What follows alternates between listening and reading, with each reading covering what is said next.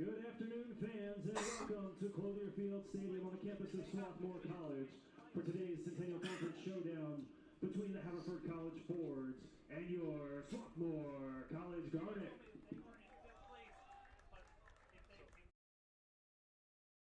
Let's meet today's starting lineups.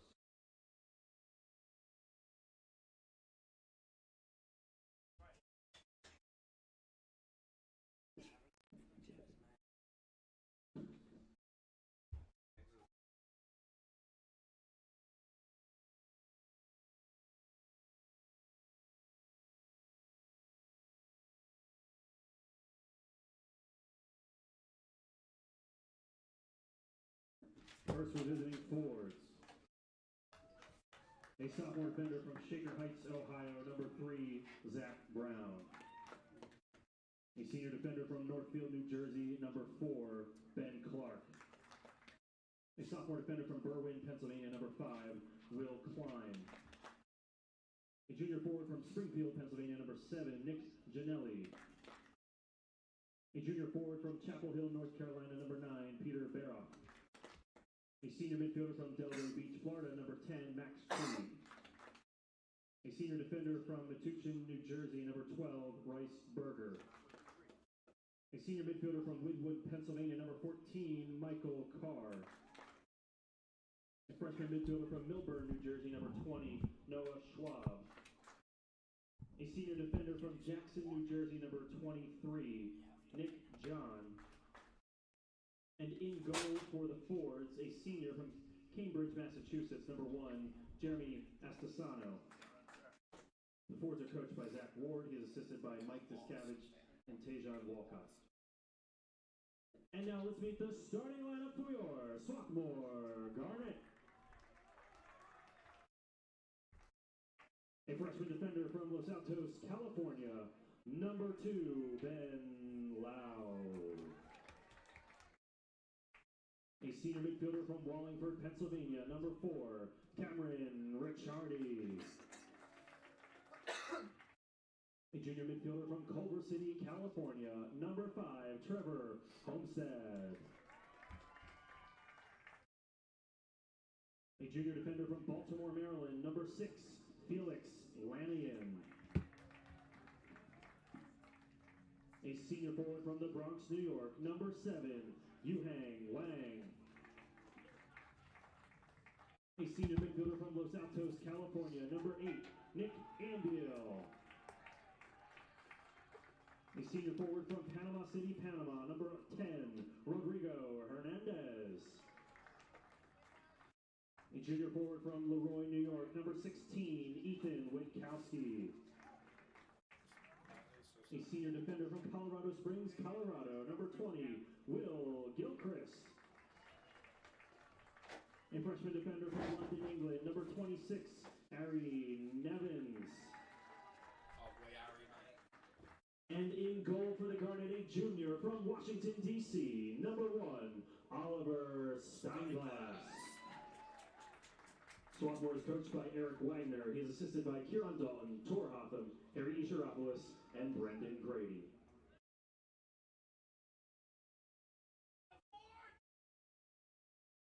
Swarthmore College joins the NCAA in the Centennial Conference in promoting good sportsmanship by student athletes, coaches, and spectators. We ask for your cooperation by supporting the participants and officials in a positive manner.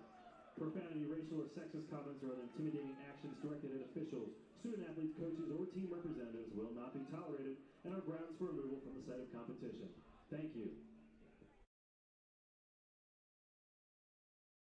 Swarthmore College has gone green with its game day programs. If you're interested in viewing today's program and downloading it, visit swarthmoreathletics.com/programs on your phone or mobile device. Again, to view today's digital game day program, visit swarthmoreathletics.com/programs.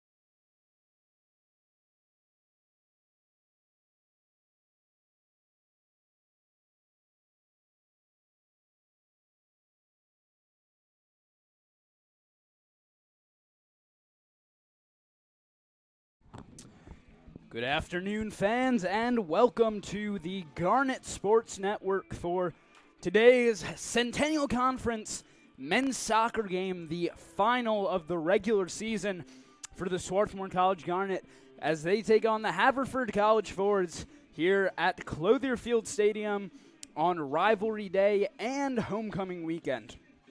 Win, and they are in Gettysburg.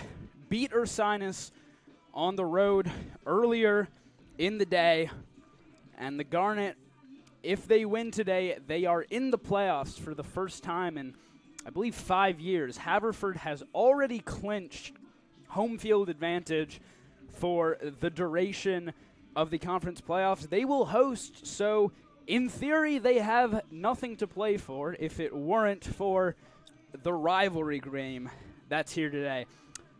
I'm joined by Santiago Caicedo on the mic. Santi, what are you looking for out of Swarthmore today?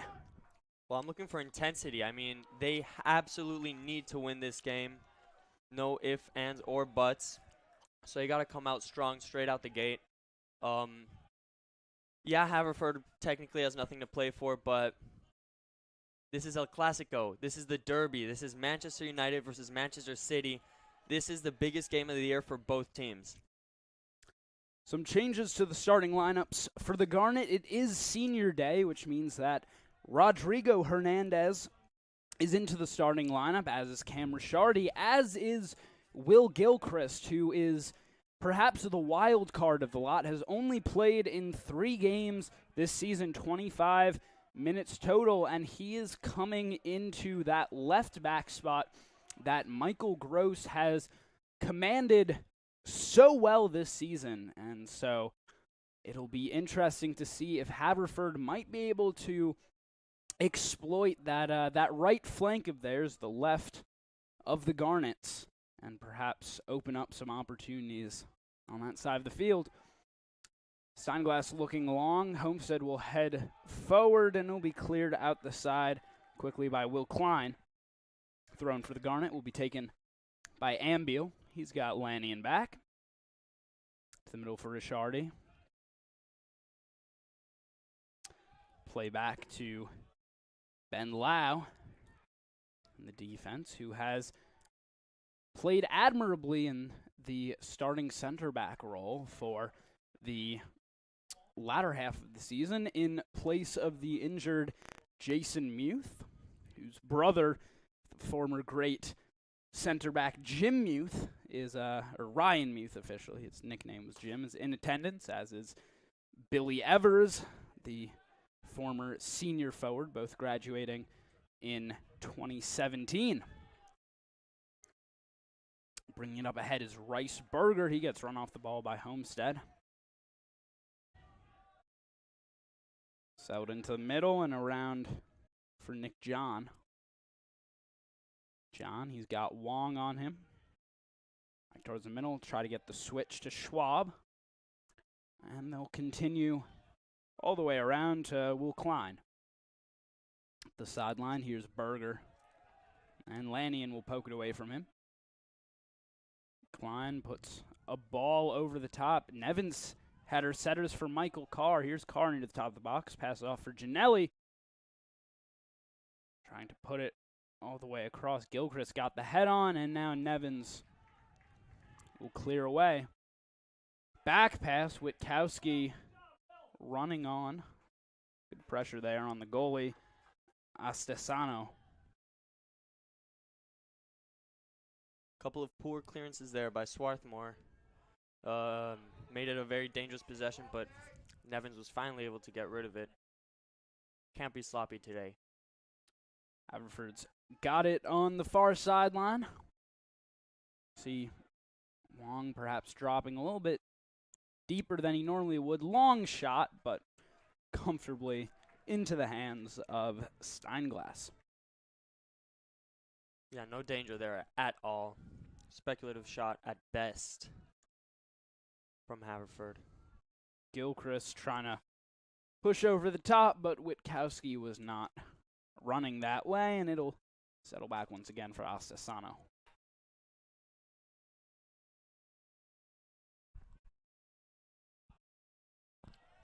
And this will carry all the way out of bounds as Asasano tried to give it to Klein with some space. It'll be a throw in deep inside Haverford territory.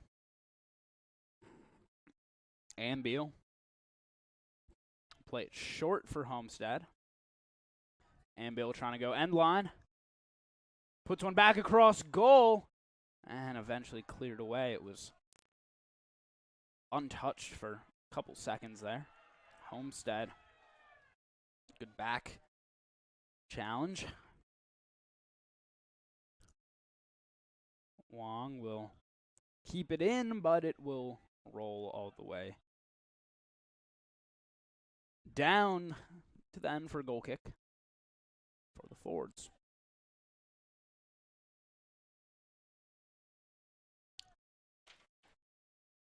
Actually curious to see how this Haverford starting lineup compares to what their starting lineup was throughout the rest of the season. Perhaps they're resting some of their normal starters. Yeah, I was thinking the same thing.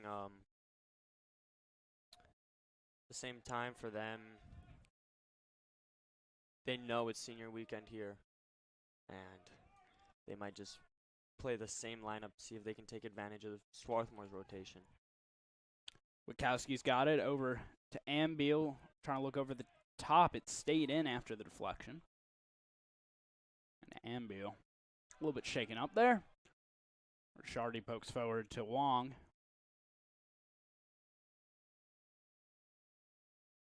Gilchrist trying to push it up into the middle. Hernandez, a lot of pressure on him there.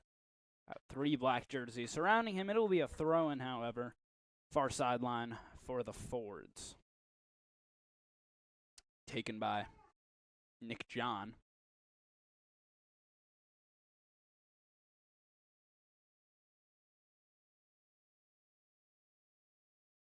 Yeah, it looks to be more or less the same starting lineup that they've maintained throughout the season, so no attempt to perhaps rest some of their players after they played on Thursday, but no attempt to rest in preparation for the conference playoffs, which will begin next week. And Swarthmore really needs to be careful with number 7, Nick Janelli, who right now is sitting on 11 goals and 6 assists this season alone. Could be very dangerous. Yeah, we saw him a little bit earlier in that sequence of failed clearances. Was playing pretty far out wide on the near side of the 18. And then put the cross across, looking for, I think, Baroff there, but not able to connect. The flick ahead, Baroff trying to get to it. Janelli was applying the pressure there. And Lannion clears it out the side. Will be a throw-in for the Fords.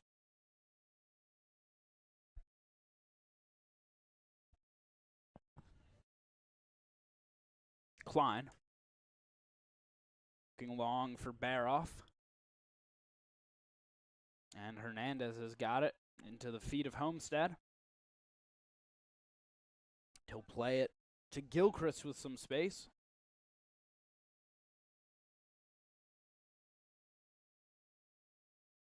Lau over to Lannion after the switch.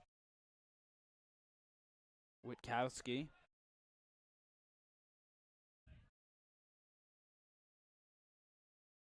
Homestead able to get on the other end. Here he comes pushing up. Wong trying to put the cross in, looking for Hernandez, but gets jammed up in a mass of black jerseys. Homestead and Witkowski's ball a little errant there. Ends up at the feet of a black jersey. Carr back now. Klein after the switch.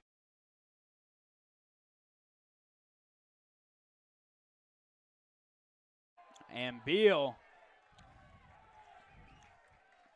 No call there, as it looked like he put his shoulder into Klein. That's just a good use of the body there from Ambil when positioning over the defender. Really got a rise out of the crowd there.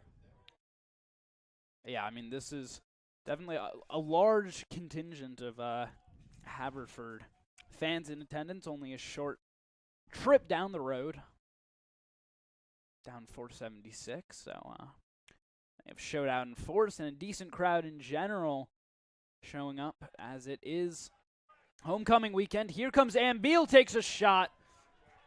Not much of a threat there for Ostasano.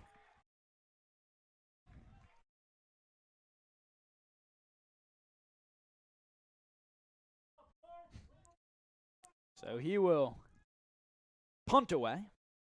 Rishardi gets to the head on Witkowski, trying to flick forward. And it'll be cleared out the back. Decent shot there by Nick Ambil, just straight to the hands of the goalkeeper. We got good power and it was going straight into the corner. Had the goalie been on the other side of the goal. The Garnet able to earn the first corner of the game. Wong on the delivery. Loud trying to come forward. Oh, my. Oh, put that just wide. He came in completely free there. That kind of header off the ground and up is very difficult to track for goalkeepers, but he just couldn't put it on target. You can tell by his reaction he knew he had that one. That would have been huge for the Garnet in the opening 10 or so minutes to put a goal on the board. Paul popped straight up a couple of times. And now looking out, here's Carr out near the side of the 18, trying to work in on Gilchrist. And Gilchrist with the tackle, but out of bounds for a Haverford corner kick this time.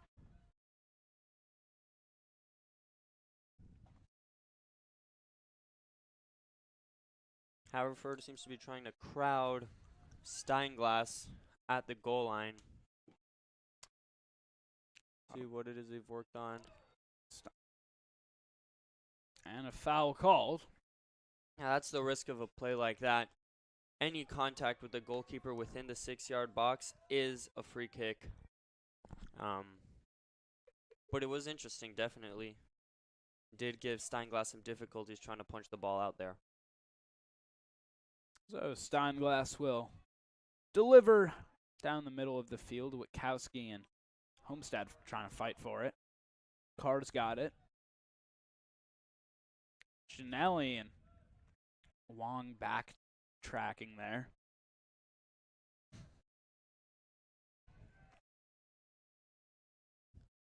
Ostasano will clear, but out of bounds as he shanked it just a little bit. Quick throw in to Hernandez. Wong's got it, trying to go up the sideline. And Nick John will try to clear ahead. It's flicked forward. Witkowski, not quite quick enough to it, but Ambil is underneath.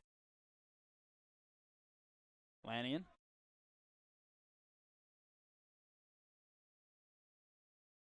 Rishardi through the legs of Hernandez. And it'll be interesting to see. I know we've said it in some previous games, but it was raining throughout the entire pregame. As you can see, the track is still showing some signs of water.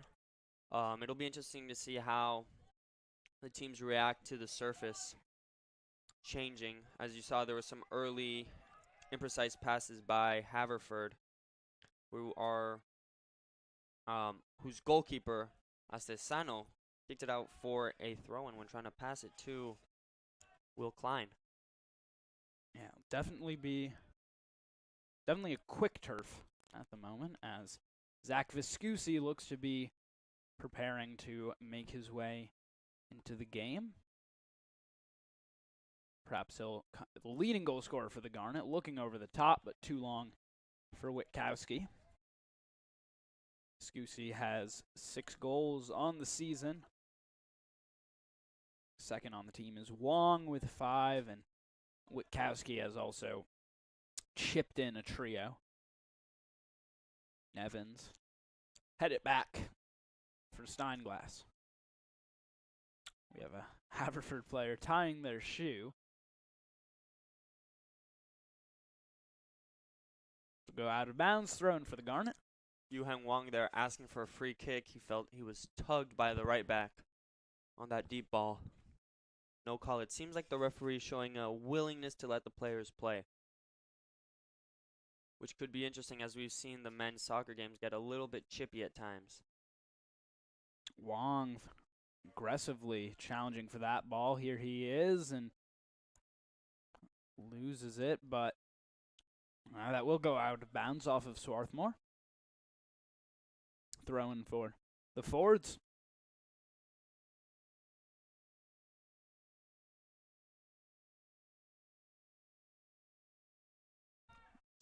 Taken away. Trying to push it up to Ginelli. Hernandez now. Witkowski. The header down for Wong. Oh, he came sliding in there late.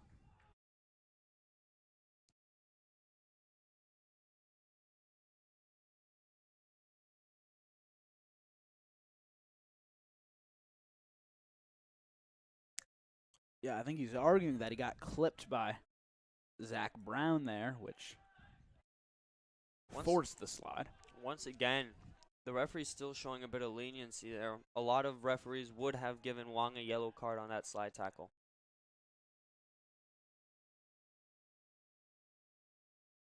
Schwab. He's surrounded by massive jerseys. And offsides as Riceberger got a bit too far ahead.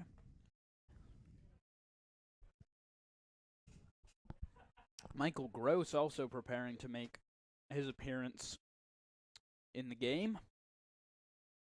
So Gilchrist has done a respectable job so far, holding down the left side of that defense. They will bring in Gross, who brings a little bit more offensive excuse me, a little bit more offensive capability for the Garnet. Yeah, I was about to say the same thing. Gilchrist has had a solid game for these first 15 or so minutes, but there's definitely been a lack of offensive impetus from that left back position. Michael Gross, who has been very successful when running up the wing, should inject some more energy into the Swarthmore side. And Beal tracking back to it will push back for Lau. Nevins. Scusi. Tall for him there. Pass goes back to Astasano.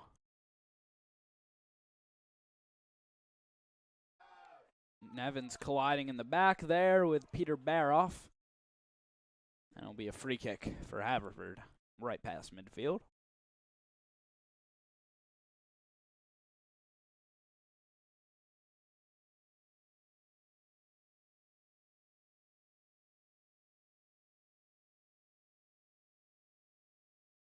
It's like they'll leave the leg of Ben Clark.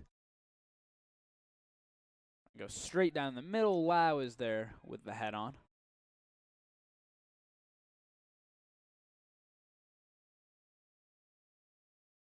Witkowski, Viscusi fighting for it.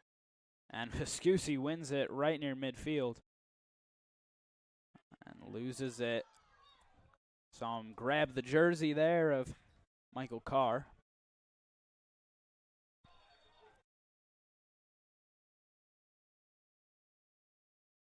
A free kick taken by Berger.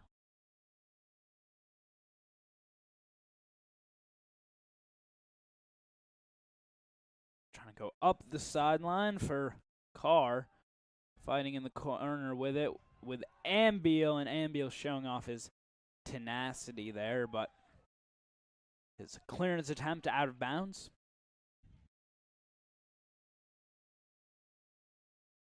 Thrown to be taken by Berger. Goes to Carr. Schwab, but Wong got his head on. All the way back for Clark.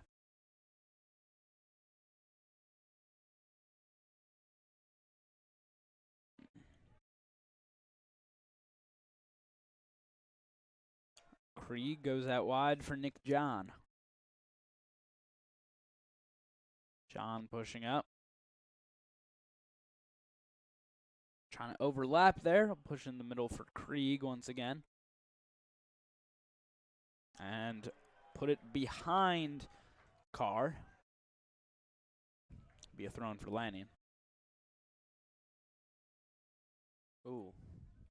I wonder if that was the grass or just a mistake.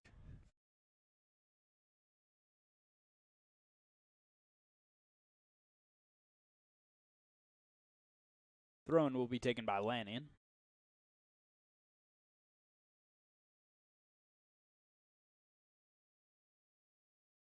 He's got Ambeal in the midfield, and Homestead's now got it. Pushing up for the Garnet in the attack, and he will lead Wong forward into space. Wong trying to deliver the cross right at Astasano.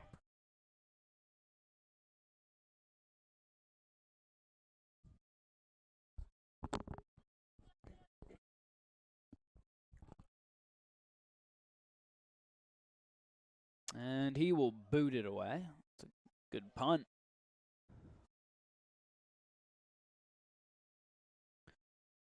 Krieg for Schwab.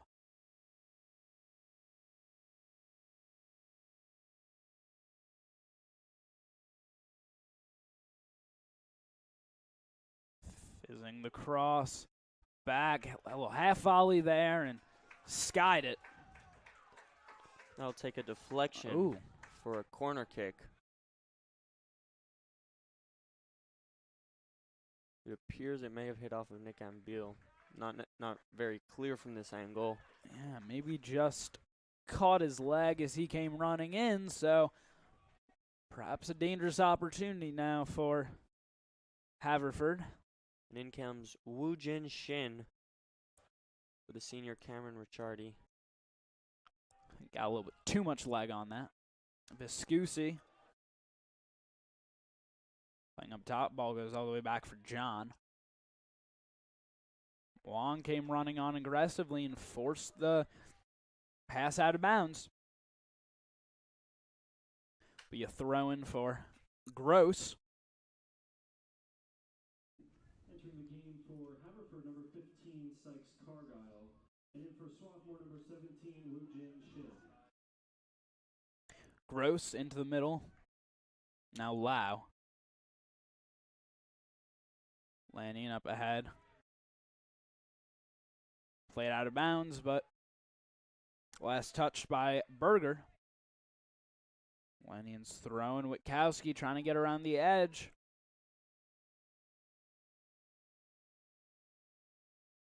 And Ambeal able to corral the clearance attempt. Shin, Viscusi's got it. Ambeal with nobody on the other end of that flick ahead from Witkowski.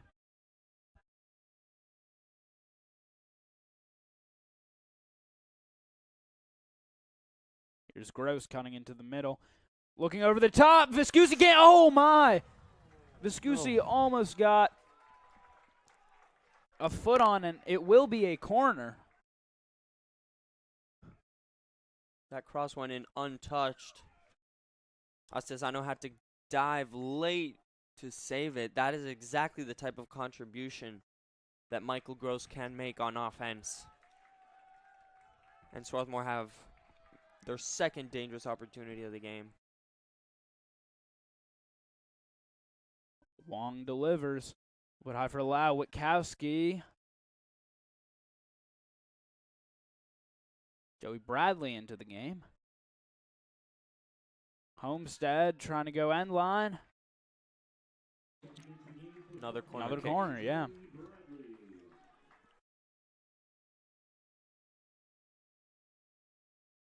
And it'll be the foot of Bradley. deliver this ball. It's short. Headed away. Gross will head it back in. Lau trying to get underneath. Haverford still unable to get an effective clearance, but here's Baroff. No Great. call. Looking over the top and too far for Lau. That's a great tackle there by Harry Nevins.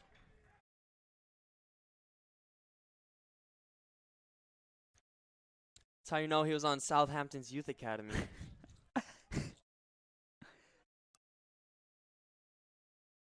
This punt from Asesano goes to Carr. And it'll go off of Carr. Lanyon looking into the middle. Witkowski knocks it down, but eventually loses it. Back with Haverford.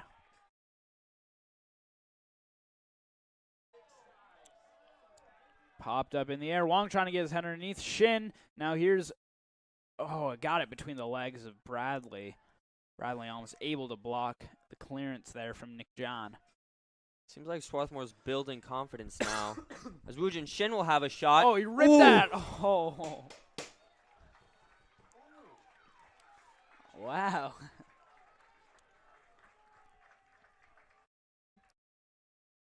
Woojin Shin has come off the bench, guns blazing with a dangerous shot. Yeah, they haven't put anything quite on frame yet, but they're definitely making Asesano a little nervous back there. Absolutely. They're starting to grow in confidence. Oh, and it appears Wong has switched over to the right wing. Bradley's taken over a spot at left wing. Witkowski tried to take a shot at the near post. Didn't get much power behind it. And it'll safely go wide. Goal kick for Asesano. A lot of times what I've seen is, in previous games, Ethan Witkowski has been able to really use his physicality to his advantage. But early on here, it hasn't had much success, as almost none, if any, of Haverford's players are actually smaller than him. They have a really big lineup here today. Knocked down by Max Krieg, who played out wide now for Sykes Cargyle. Cargyle trying to pass ahead to Krieg, and Bradley will watch it out of bounds. Goal kick for the Garnet.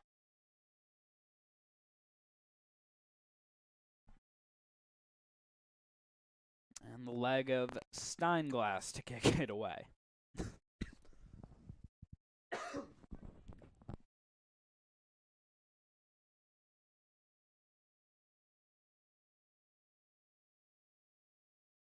Headed back by Diaz. To the middle, but Lanyon is in position, and here's Dukes Lanyon pushing up in the attack. Out wide for Bradley. Lanyon continuing his run all the way up.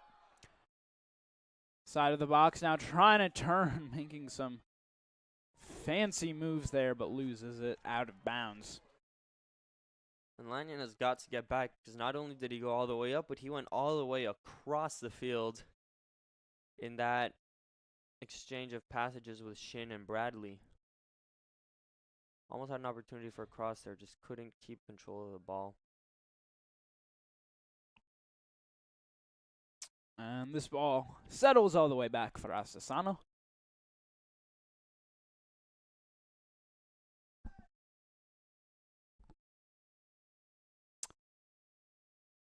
And he will prepare to punt away. Controlled by Michael Carr. He's got two white jerseys on him. Woojin Shin fighting for it, and turnover goes to Homestead. Witkowski loses it there. Carr once again.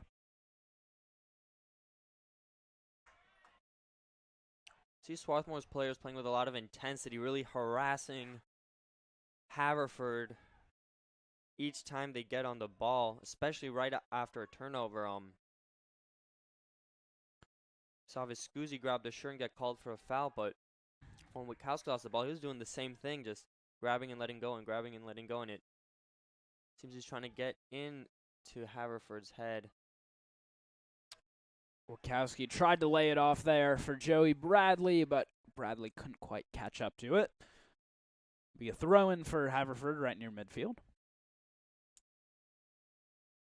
Goes to Max Krieg. To the middle, and the switch goes to Berger. Wong came in there.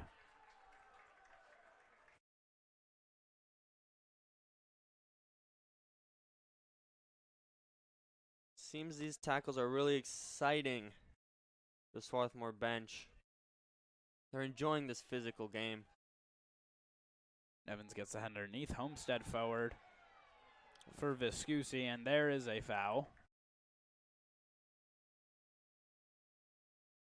Be a free kick just behind midfield for the Garnet.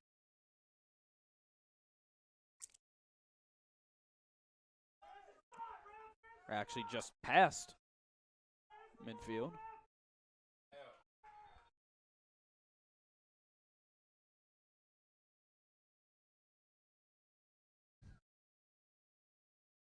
Shin will take it. Set up on the left side of the 18. Viscusi was looking to take a rip there. Taken away, though, by Max Krieg, who will push up out wide now.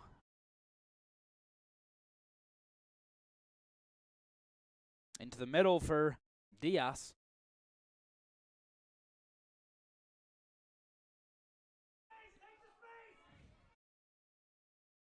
Berger pushing forward out wide. Carr's got it. Trying to work in on Lannion.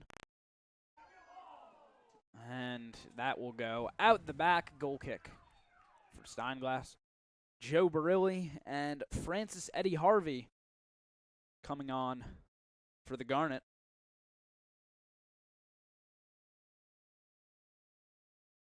So pretty short shift for Joey Bradley. Actually, I'm sorry, he's just switching flanks to take over Yuheng Wang's spot. We're really trying to get underneath. He took some contact at the upper half.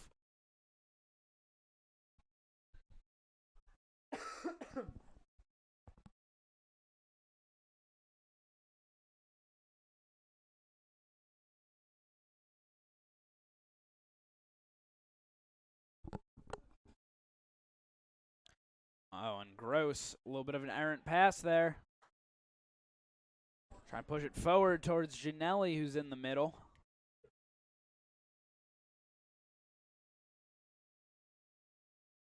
Good job by Swarthmore there to stop the counterattack. Could have been really dangerous, but now Haverford's been forced to restart the attack, and there they lose it. Ooh, but Bradley getting it back for the Garnet, though. Max Krieg now.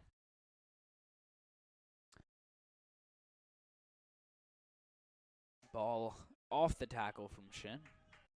Now all the way back for John.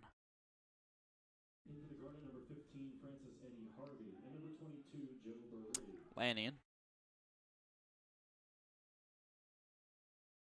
Lau. In for Gross.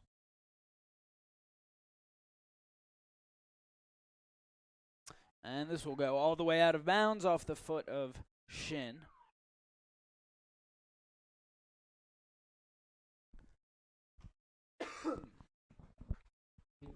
Throw-in for Nick John.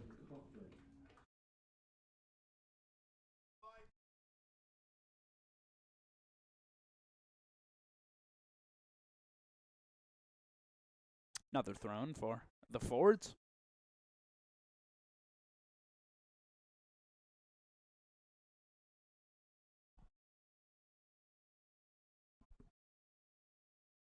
Nevins will push it back ahead. Oh, but that's taken away. Haverford, and the offsides flag is up. Looks like it wouldn't really have affected as Shin intercepted that. I think the call there was a handball. Oh. Eddie Harvey trying to get underneath and lead it forward to Bradley, but didn't quite get enough on it. But Lannion is now there. He had his shirt held, but able to break free. Bradley trying to put it across. It'll be a corner kick. Another opportunity for the Garnet. Off the foot of Bradley.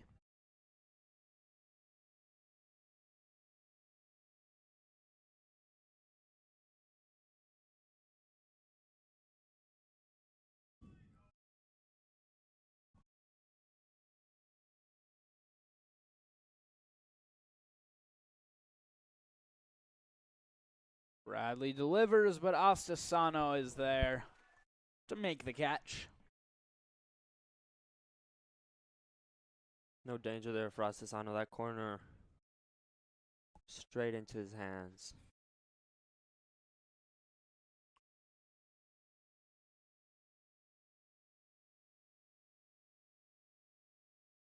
Gross. Another misplaced pass by Gross there. Recovered by Homestead. Ben Lau. Over to Lannion.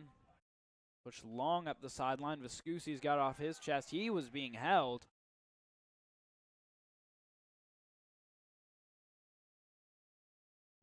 And coming on for Haverford is Meinhardt Rentrup.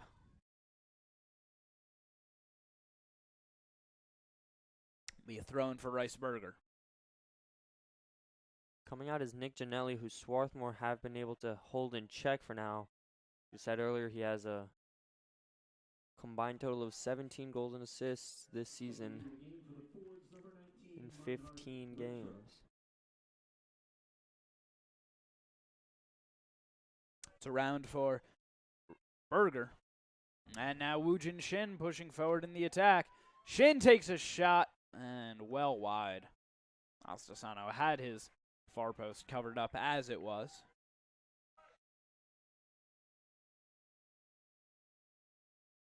Yeah, no danger there for Ostasano. Shin, after having that early shot, couldn't get good contact on this one. No, that was a promising breakaway. They would have hoped to get something better from that play.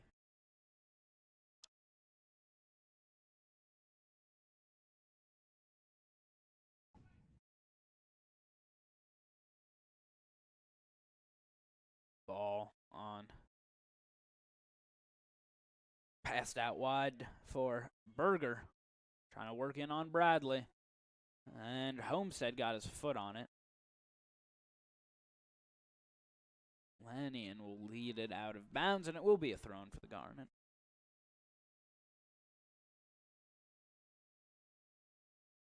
Lannion looking long. Eddie Harvey able to get his foot on. That's headed out by Montgomery.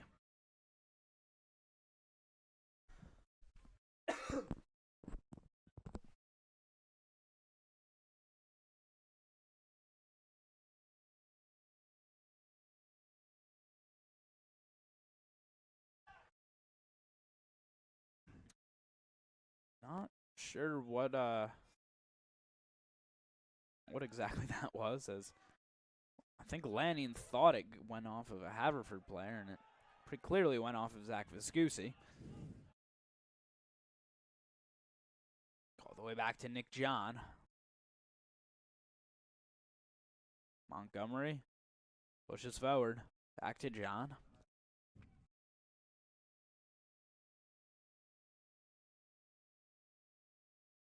Out of bounds, throwing for forwards.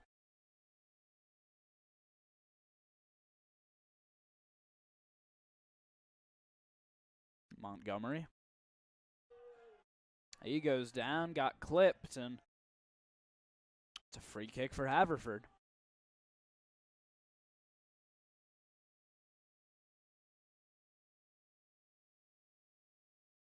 They'll send numbers into the box. Try and get a goal. Just over 5 minutes left. 6 minutes left in this half. They've got 6 jerseys in and around the box. Lobbed over the top, and Steinglass will catch that in the breadbasket.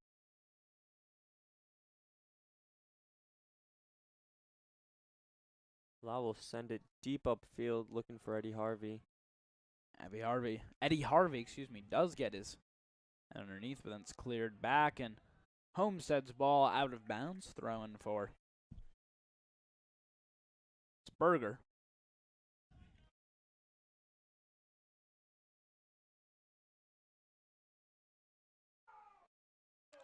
And getting called for the foul there was Kaufman. He collided with Homestead in midair.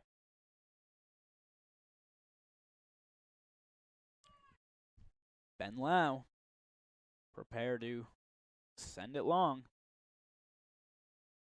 Scoosy. And now here comes Haverford on the counterattack, and that's blown up by Lannion, but a foul calls. And the Swarthmore bench is livid.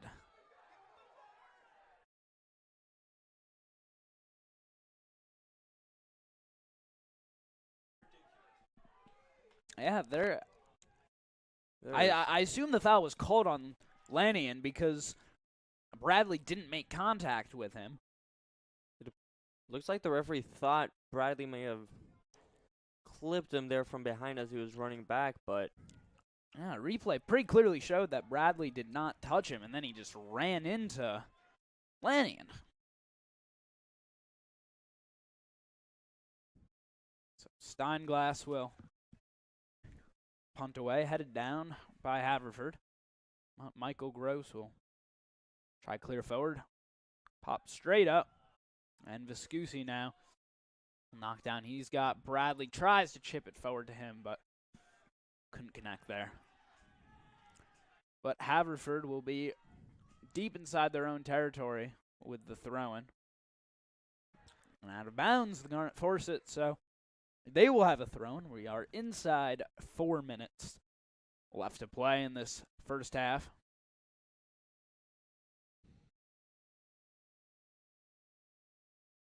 Eddie Harvey trying to dance to the end line. Lanny knocks it down for the Garnet, but then Diaz comes up. Kicked out by Homestead. Throw-in for Berger. Rentrup gets his head underneath. And Homestead's got it for the Garnet. Eddie Harvey, Viscusi trying to run forward. Eddie Harvey and Viscusi pushing up. Eddie Harvey gets wrapped up. There's a free kick for the Garnet, and it's a pretty good position. Yeah, and Rice Berger there had been grabbing onto Eddie Harvey for a solid 5 or 6 yards before he finally went down. This is a free kick in a dangerous position for the Garnet, who do enjoy scoring off of set pieces. It'll be Michael Gross on the delivery, so probably not a direct shot.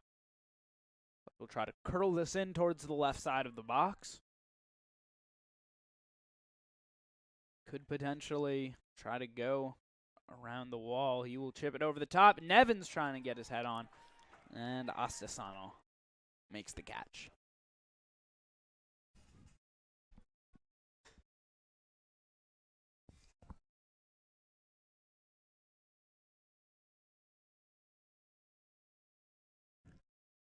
Sky-high kick from Astasano.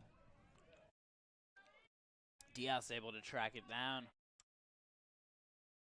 Back for Berger.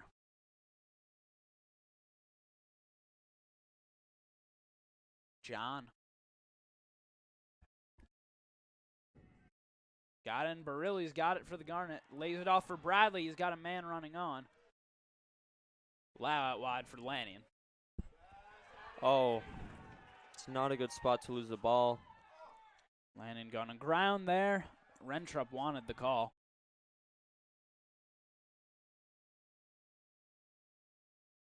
Gross back for Nevins. And he will boom it downfield. 1 minute remaining in the first half. Inside 1 minute, trying to play in Rentrup. Too far ahead for him. Yeah, pass a little too strong there. Good job by Steinglass to run out for the ball. Scusi gets the head on. Bradley fighting for it. No call there as he got tripped up.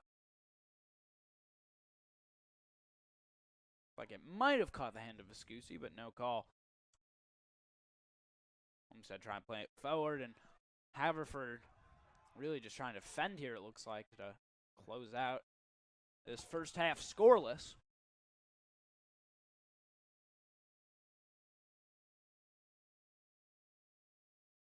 Steinglass's kick goes out of bounds, but we are 10, down 9, to the 7, 6, final countdown.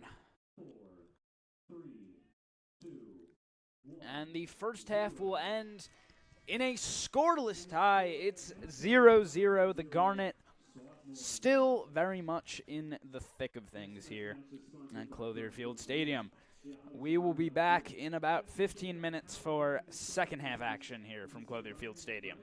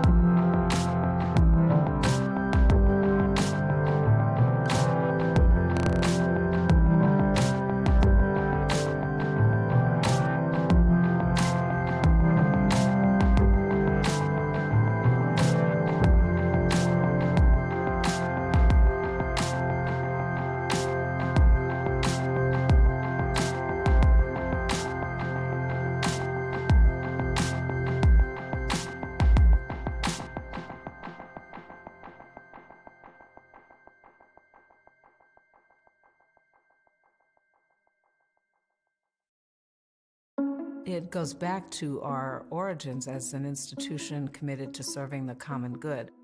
We come together to work, to study, because we believe it can have an impact on the world beyond the campus. People aren't just one thing. They're not just students. They're not just athletes. They're not just activists. Everyone has something that they're passionate about, something that distinguishes them. SWAT calls you out on your opinions and your beliefs. People are okay with saying, no, I disagree with you and I want to have a productive conversation with you. People are really invested in learning for the pure joy of it. People just have a social conscious sense to impact the world and try and make it a better place. Your academic life and your social life overlap completely. It's the people that make the place for me. And I get a huge sense of joy from those conversations that last way longer than you think. And the conversation just changes your entire perspective on something. Swarthmore has changed me in ways that I haven't even begun to contemplate yet. No matter what I end up doing, I have a commitment to social justice and social change. My ultimate goal is to use my knowledge in the real world to actually try to make the world a little bit of a better place. The liberal arts is a profoundly optimistic way to view the world, and I think it sets you up for a lifetime of engaging with the world and with other people.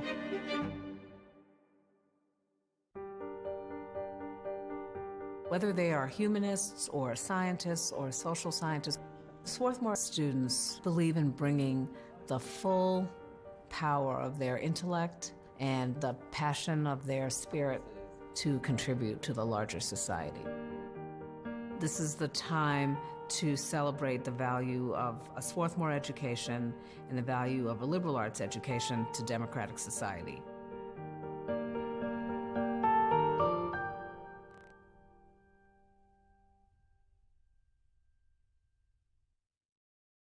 Centennial Conference is about balance.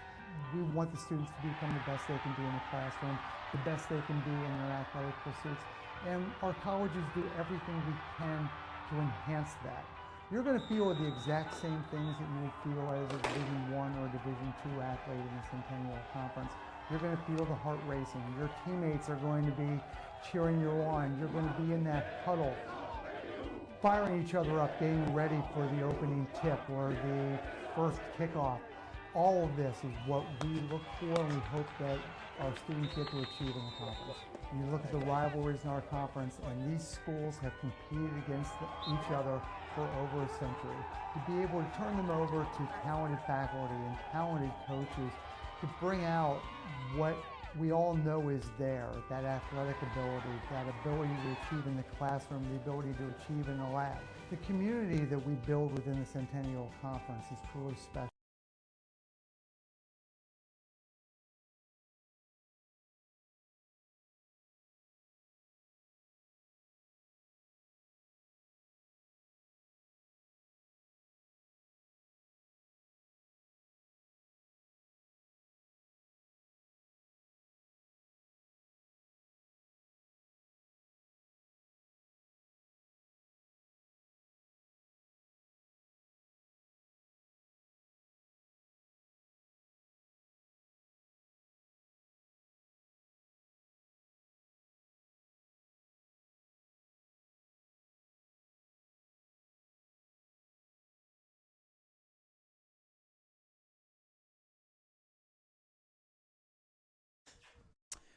Good afternoon, fans, and welcome back to the Garnet Sports Network for the ultimate game of the 2018 men's soccer regular season between the Garnet and the Haverford College Fords. We are all tied up after the first half.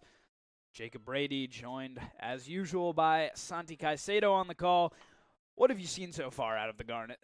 I've liked the Garnet so far today. I've liked the really physical style they're playing. As soon as they lose the ball, someone's fighting to recover it.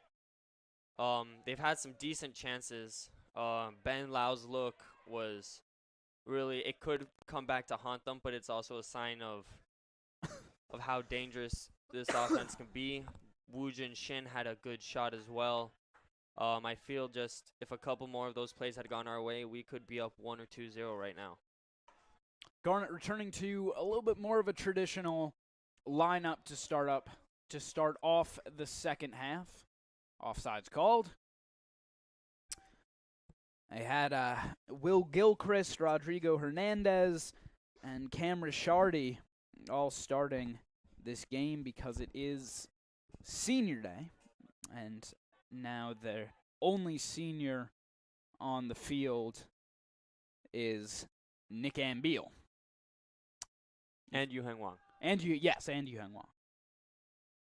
Can't forget about him, the number 2 goal scorer for the Garnet. Pass goes all the way back to Steinglass. And he will boot this along, looking for Shin. Fielded back. And here's Homestead pushing up. Barilli trying to make a run. This will get to Wong. Yu Heng Wang trying to get into the box. That's a penalty. Went down. It's a penalty for the Garnet. It is a penalty and a chance for the Garnet to break through. What a start to the half. A brilliant pass there by Trevor Homestead. Poor positioning there by Nick John, and he just...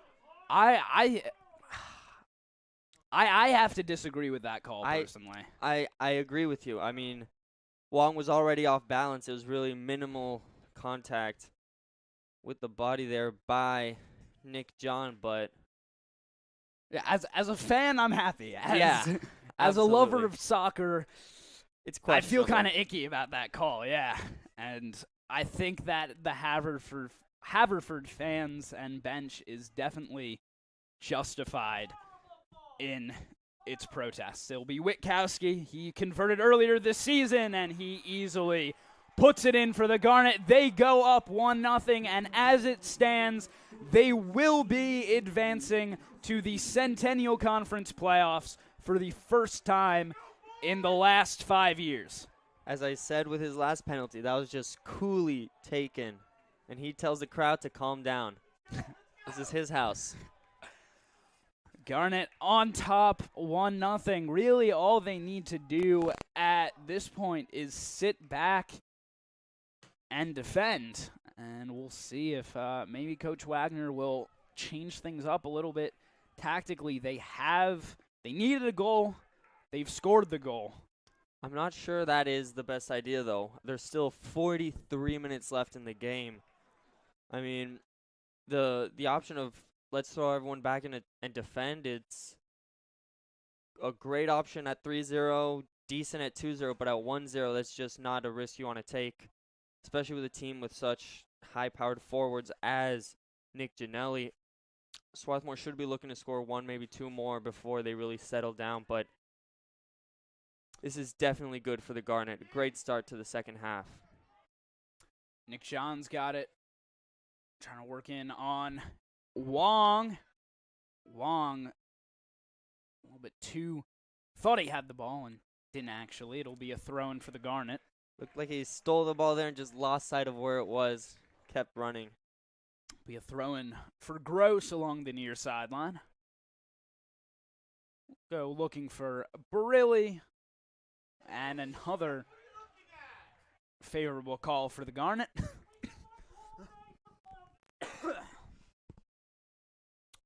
Gross will have the throw-in short to Homestead. Nevins the header down, and Lau. This pass gets picked off. Cargyle. And now Carr in the middle. Out wide. Here's Ginelli, as you were talking about, trying to put the cross in, and Nevins in good position to get his head on. And Gross with the clearance up ahead. Kowski just slipped a little there. Ball will go back to Ostasano.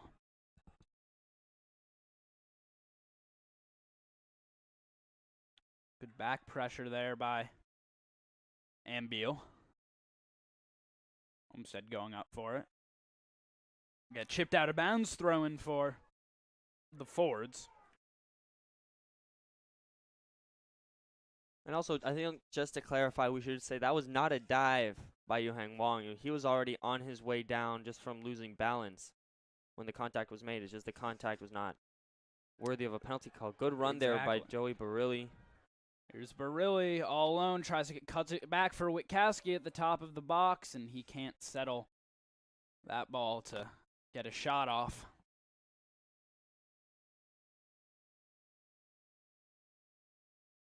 Gross heads it back. Now Homestead and Lau will push forward.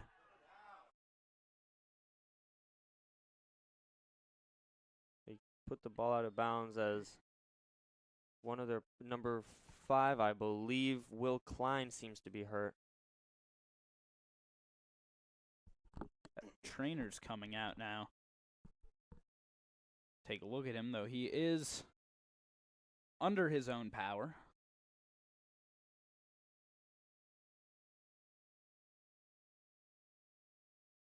Looks like he's trying to avoid putting pressure on his right leg. We'll see how this plays out, as he was key in the central defense for the Fords so far this game. So throw-in given to Lau. Nevin's ball just got slightly deflected, almost ran away from Max Krieg there. Ben Clark will play it back to Astasano. And just kept in at the far sideline. And a foul goes against the Garnet.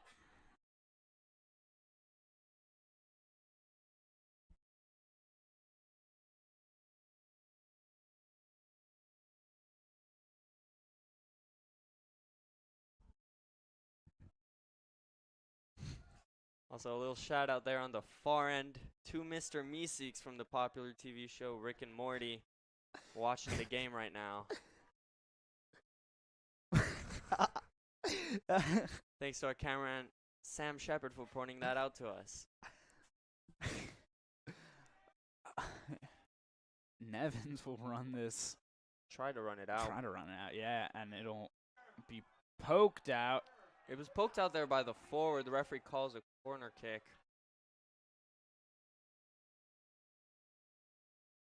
Seems the ref was pretty solid in the first half. It's kind of been some questionable calls early on here, that's for sure.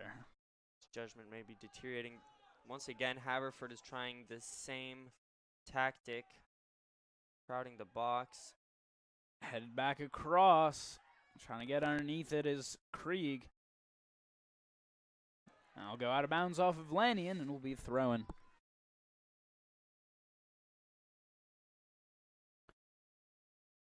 Carr, marked tightly in the corner there, manages to push one through, but safely into the hands of Steinglass.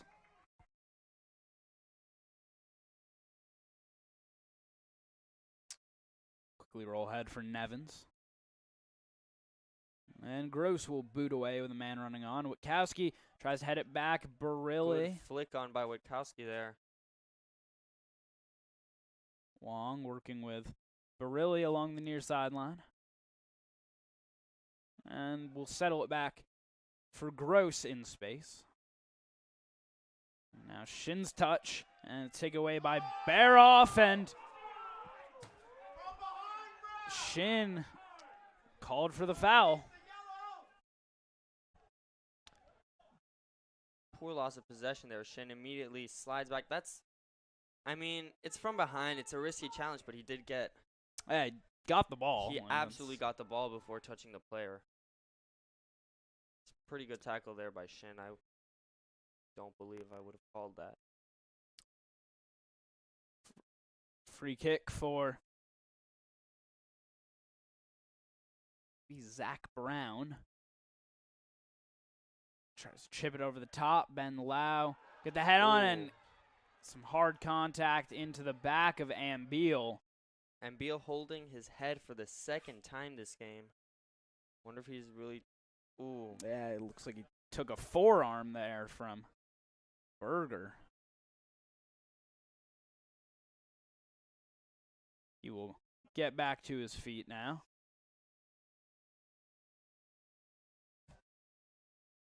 And we now have a shot on the stream of the Mr. Meeseeks.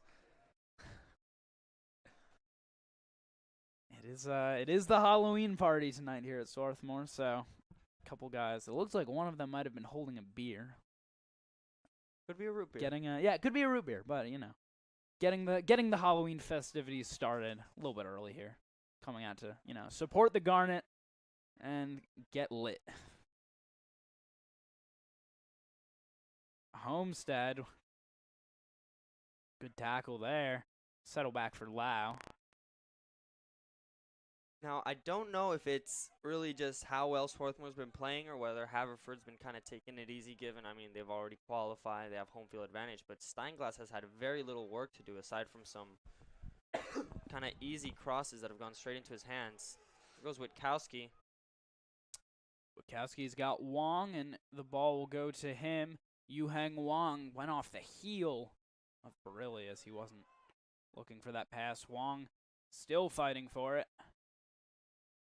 Wong trying to run it down into the corner. He will play it out of bounds, throw in for the Garnet, and it will be Ambeal.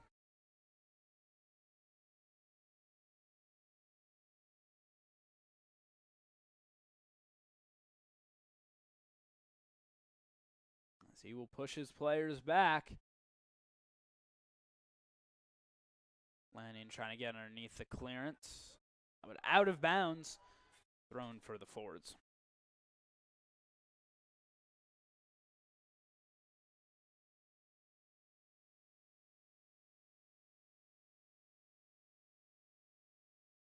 Really trying to flick it forward, out of bounds off of Haverford. Be another thrown for the Garnet. Taken by Ambeal. Once again, actually, he'll leave it off for Lanning.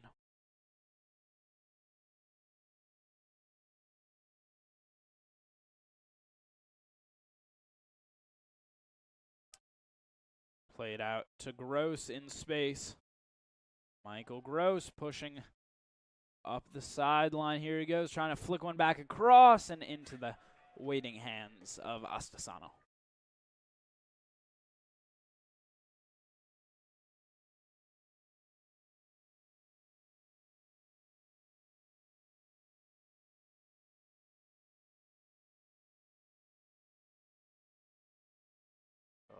Cargyle.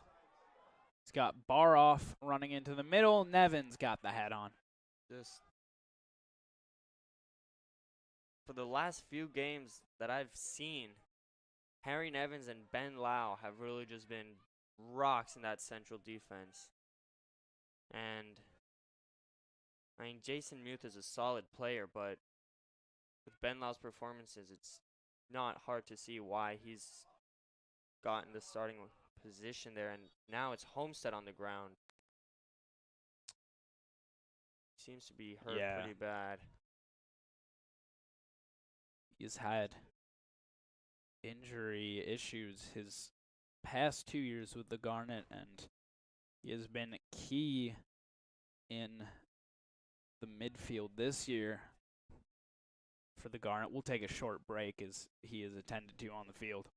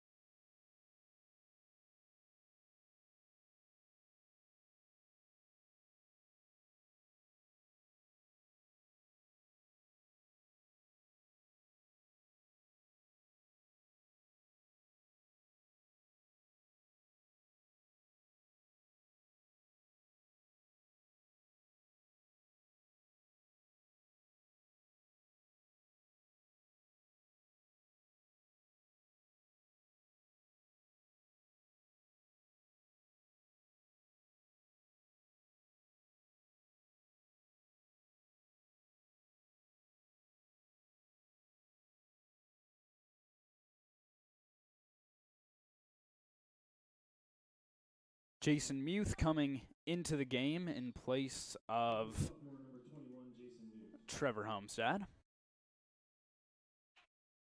So they will leave him in that CDM role that Homestead filled.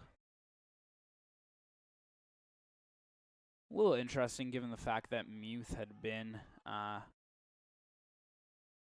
starter in the central defense for the Garnet, and that Ben Lau had started the season playing as a CDM. And yeah, I mean, well, Ben Lau started the season on the bench, got one of his early starts when Trevor Homestead was sent off in an early season friendly.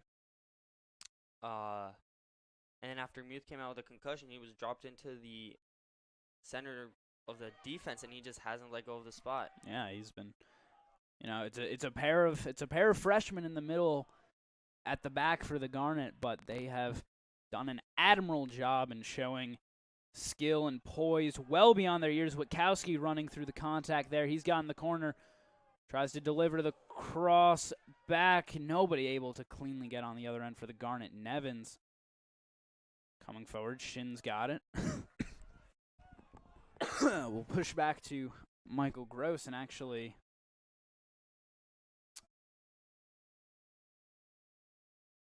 that definitely gives them some flexibility at the back because they have 3 players that they know they can trust as center back. Yeah. So you saw Nevins pushing forward there and Muth dropping into his role. So definitely gives a little bit more comfort in the defense, and that that you trust all those players. Yeah.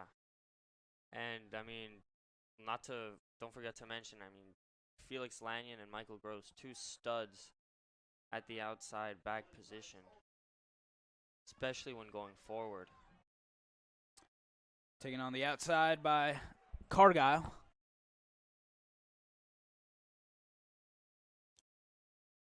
Krieg back for John. Now Carr. He's pressured by Lau. Trying to chip over the top for Baroff there. Control at the side of the box. Trying to put the cross back. Muth will get it out of danger.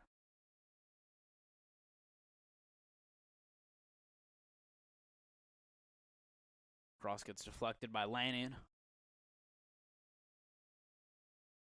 Swarthmore has all their numbers back right now. And Shin will just drive it forward so that the Garnet can give themselves a little bit of breathing room, bring their numbers back forward. Knocked down near midfield.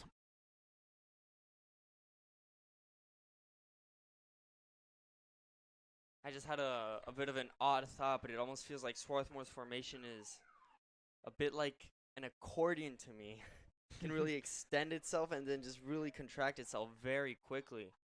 As you saw there, they went from all 11 men behind that yellow line to really, after that shin clearance, just everyone spread out and immediate pressure from Joey Barilli and Ethan Witkowski on the defense.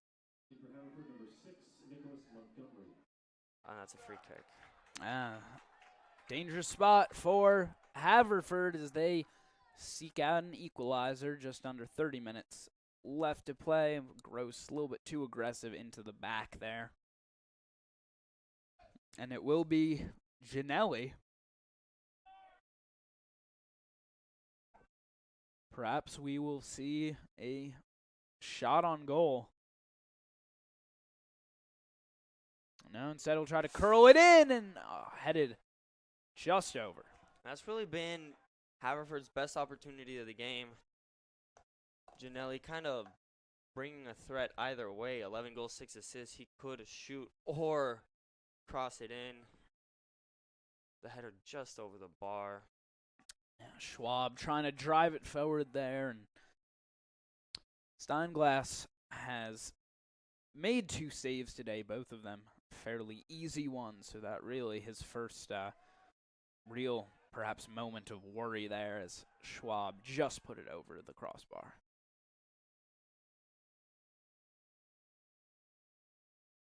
John will get it out wide for the Fords. Janelli takes a shot. Looked like it took a deflection. That's a goal kick. See if we'll get a replay here. Laid off there. Not. He just looks like he just put too much height on it there. Thought maybe it caught the knee of Nevins, perhaps, but yeah, it just looked like he came underneath it. So Steinglass will deliver down the field, headed forward by Ambiel. It's good to see Homestead there, warming up again on the sideline. He's grabbing onto that rib every once in a while, but warming up again to come on, it's a good sign. Thrown for the Fords at midfield as they bring back in Aditya Diaz.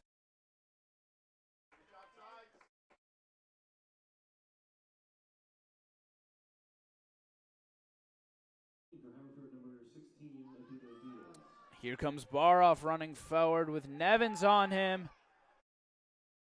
And now it's Haverford asking for a penalty.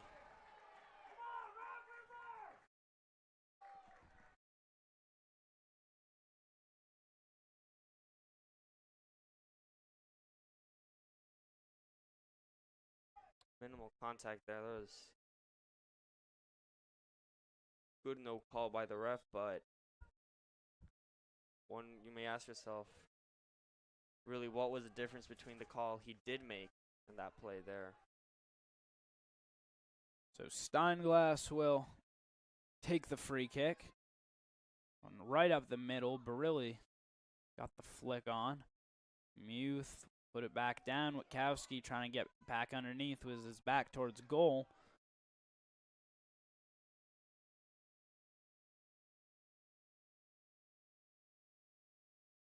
Ambiel.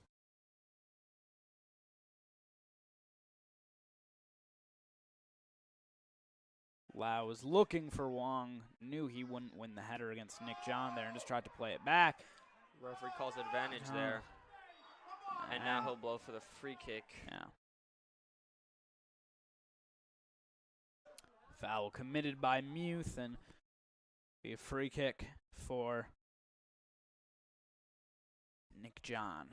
Or, sorry, actually it'll be Ben Clark taking it.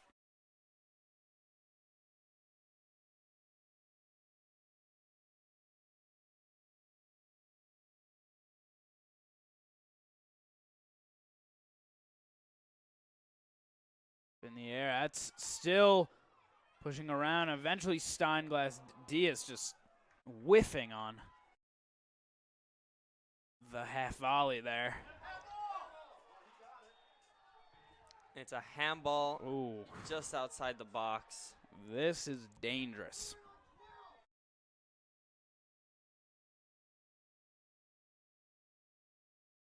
Let's see the play.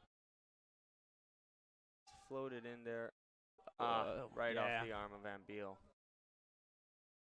And it seems he got clipped at the end of that play. He's been taking some heavy contact all game long. 2 hits to the head. He's limping right now. He'll stay on. And this is a golden opportunity for Haverford to equalize. About 3 or 4 yards past the top of the 18. And it'll be Ginelli and Montgomery standing over it. Good thing to see there is Homestead on the sideline waiting to be subbed in. It looks like they'll bring back in Bradley and Viscusi along with him to ignite their offense just a little bit, see if they can get an insurance goal here, or potentially, if this one goes in, to seek a go-ahead goal. So it'll be Witkowski, Nevins, Gross, and Wong in the wall. The shot, it's wide. Shot blasted there by Ginelli. Couldn't keep it down and left it off frame. Yeah, just high and wide there. I have to ask yourself, maybe that lefty, Nicholas Montgomery, could have put some curl on it. I am partial to a lefty, being one myself. So no issues there for Steinglass, and Haverford perhaps squandering a little bit of an opportunity there. Back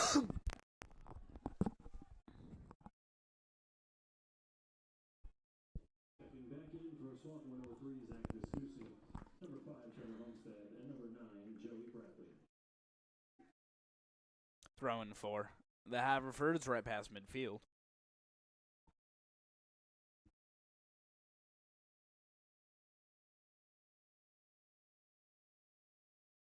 Got to be honest, I'm not a fan of the name. The Haverford Fords.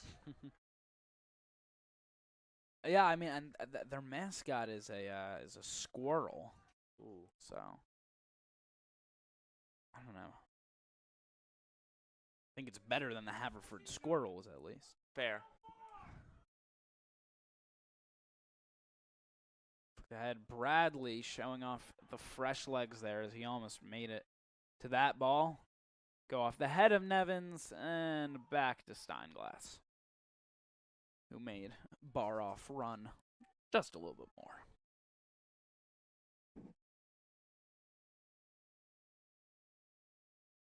Kowski giving himself a little space.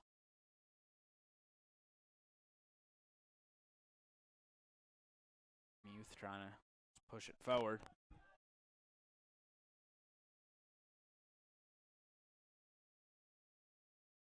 John.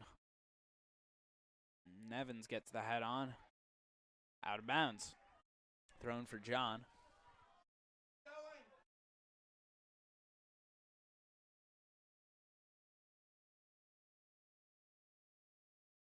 This will be played bow the way back to the goalie. Picked up there by Homestead.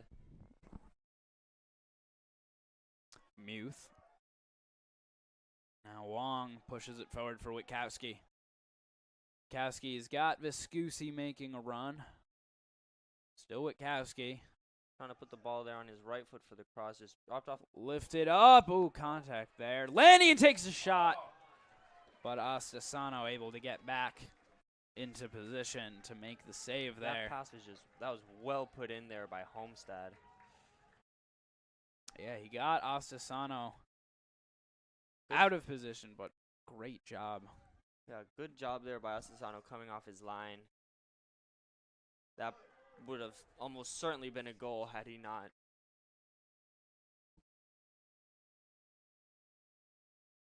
Homestead's influence on this team is really too important for him to go out with an injury like that. It's good that he was able to come back in. Offsides flag is up. It'll be a free kick for Steinglass.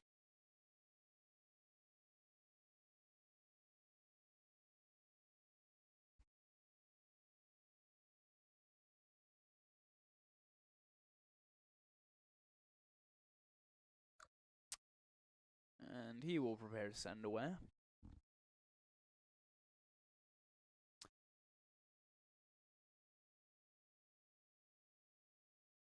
Ball called. So it'll be a free kick for the Fords. Taking a quick look at a goal differential here. Swarthmore is actually -2 on the season. Now, a couple of those have come from some lopsided losses. One to WAC, Washington College, and one to Dickinson.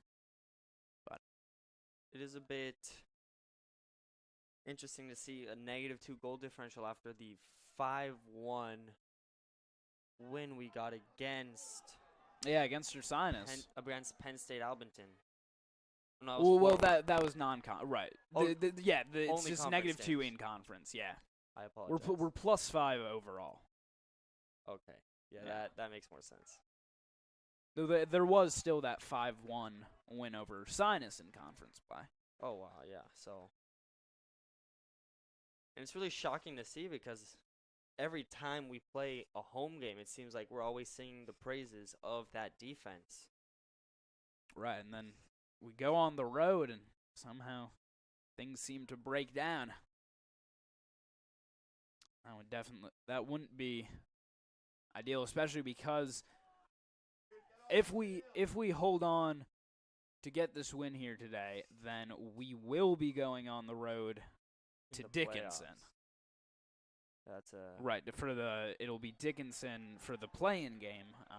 We lost 4-1 in Carlisle earlier in the season, so that is not a place where the Garnet have necessarily gotten good results in the past. But obviously, one game at a time, they got to win this one before they worry about the next one. That is true. Number 15, Sykes Cargyle. Jason Muth will deliver this kick, booms it into the box. Homestead taking a little half volley there. Gross will watch it out of bounds. Gross, a little smile there as he let the ball roll out just for the Haverford coach to push it right back to him. His little maybe time spending plan didn't work out so well. Be a throw in for Diaz. Actually, he'll hand it off for John. Goes to Carr.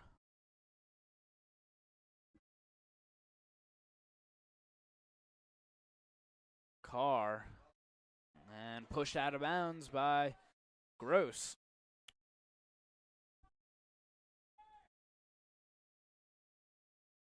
He'll take the throw in, trying to get it into the middle. Well defended by Ben Lau to get the clearance. Scoosy got the foot on. Now here's Muth.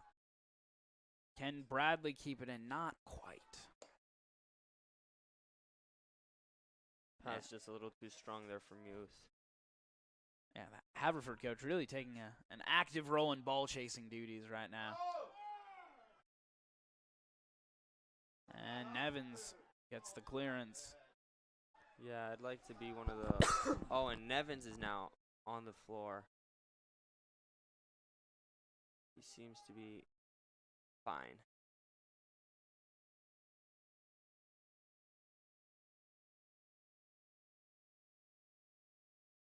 Will be a free kick for the Garnet from the leg of Oliver Steinglass.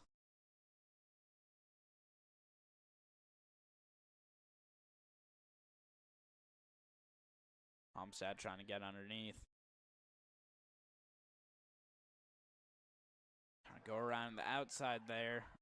Gross took some contact in the back, and Joe Barilli is going to come back on for Yu Heng Wang.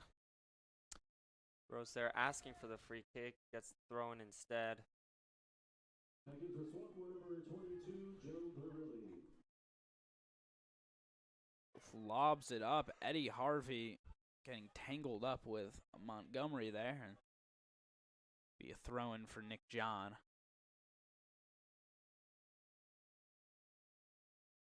The foul there by Nick Janelli. It'll be the leg of Nevins this time.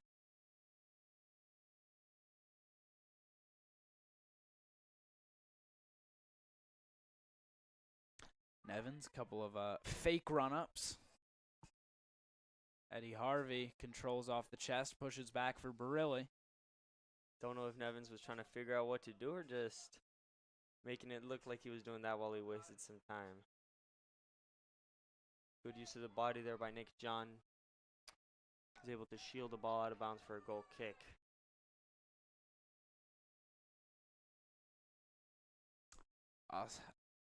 Astasano, jeez.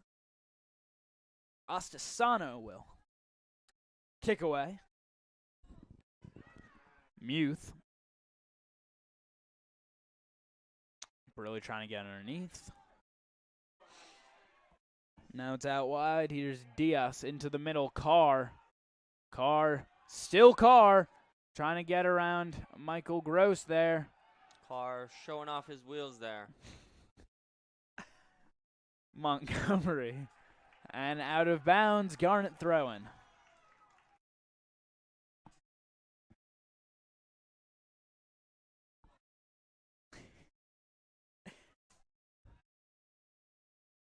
Santiago Caicedo, the resident pun master here on the Garnet Sports Network.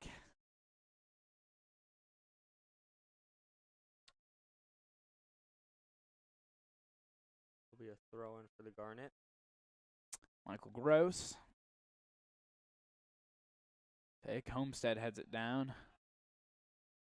Gross forward once again. Carr juggling in the midfield. Pass ahead to Ginelli. Tries to cut it back onto his left foot.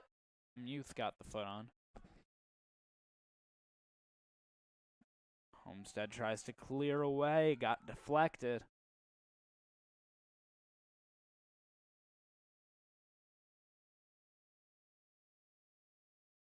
And out of bounds, thrown for the Garnet.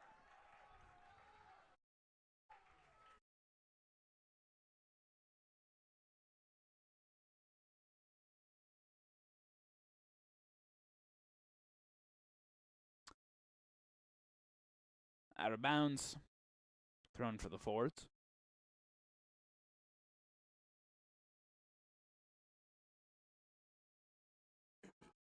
Just under 15 minutes left in the game, and Haverford's starting to play a little more desperately. Lau pushing over the top, went off the foot of Viscusi and forward, though Eddie Harvey wasn't making a run yet. Homestead trying to push forward, and he gets pushed down. Some cries from the fans.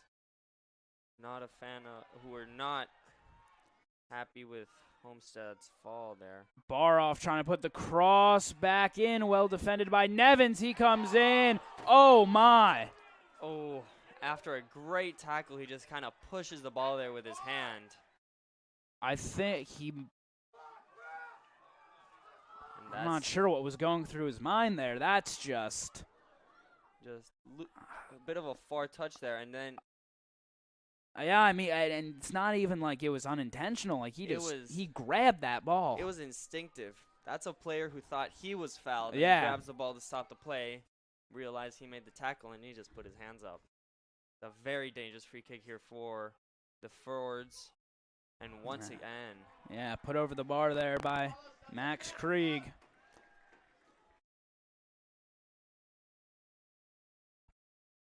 Yeah, Nevins had done a good job there to recover the ball after that heavy touch in his own box, and then just... Yeah, it was a great-looking tackle there from him, and just the mental slip-up. Thankfully, nothing comes of it, yeah. And no booking either. Exactly. That kind of intentional handball easily could have been a yellow card.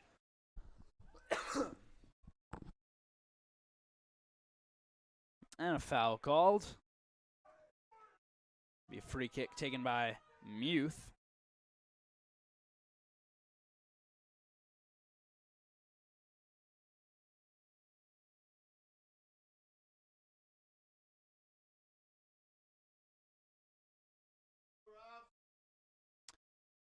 Muth taking his time. He will drive this one in, and it'll go comfortably out of bounds. Throwing for the Fords.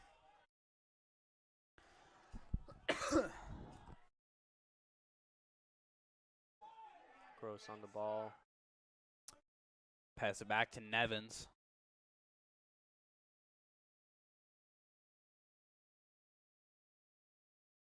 Homestead. Viscusi trying to knock it down. Got it past Barilli. It's out of bounds for Haverford thrown, taken quickly to Baroff. Trying to run through Nevins. And the Fords are definitely playing a bit more desperately now. A little bit of a tangle up there between Nevins and, I believe, Peter Baroff. Diaz Trying to push it through to bar off.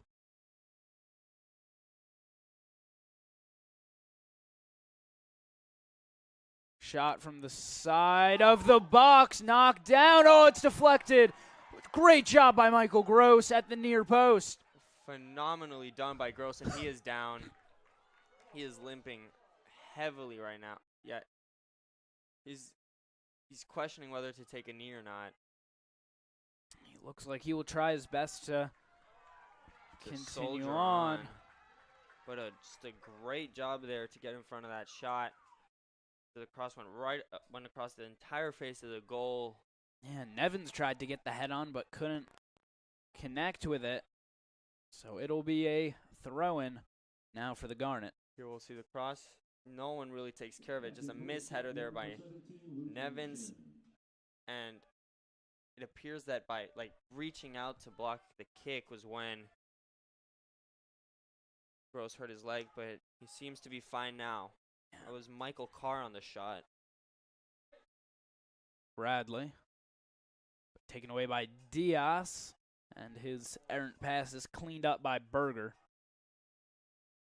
Say that Gross really pumped the brakes on Carr's attack.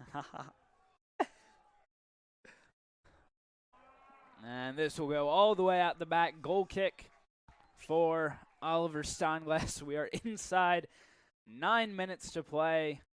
The Garnet to walk off with a victory and a spot secured in the Centennial Conference playoffs for the first time since the 2013 season. Checking in is Yuhan Wong for Zach Viscusi. Viscusi's had a fairly quiet day, the leading goal scorer on the season for the Garnet, but hasn't been all that active from what we've seen. We'll see if Wong maybe can give that spark as he's got some fresh legs. And Joey Burley just kind of grabs up on the defender. Be a Haverford free kick.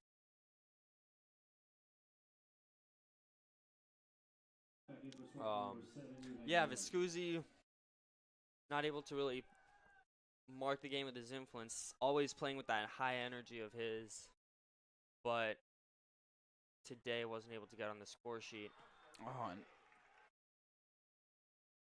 Eddie Harvey just sort of gets thrown down there, but it'll be a free kick for the Garnet from about 10 yards past midfield. I'd love to see a replay of that foul. That was an interesting foul there. It seems like Eddie Harvey was launched into the air, and he's a big guy. Yeah, not sure if maybe that was his own inertia there, if he actually got, flipped, but Shin boots this one, but safely into the hands of Astasano.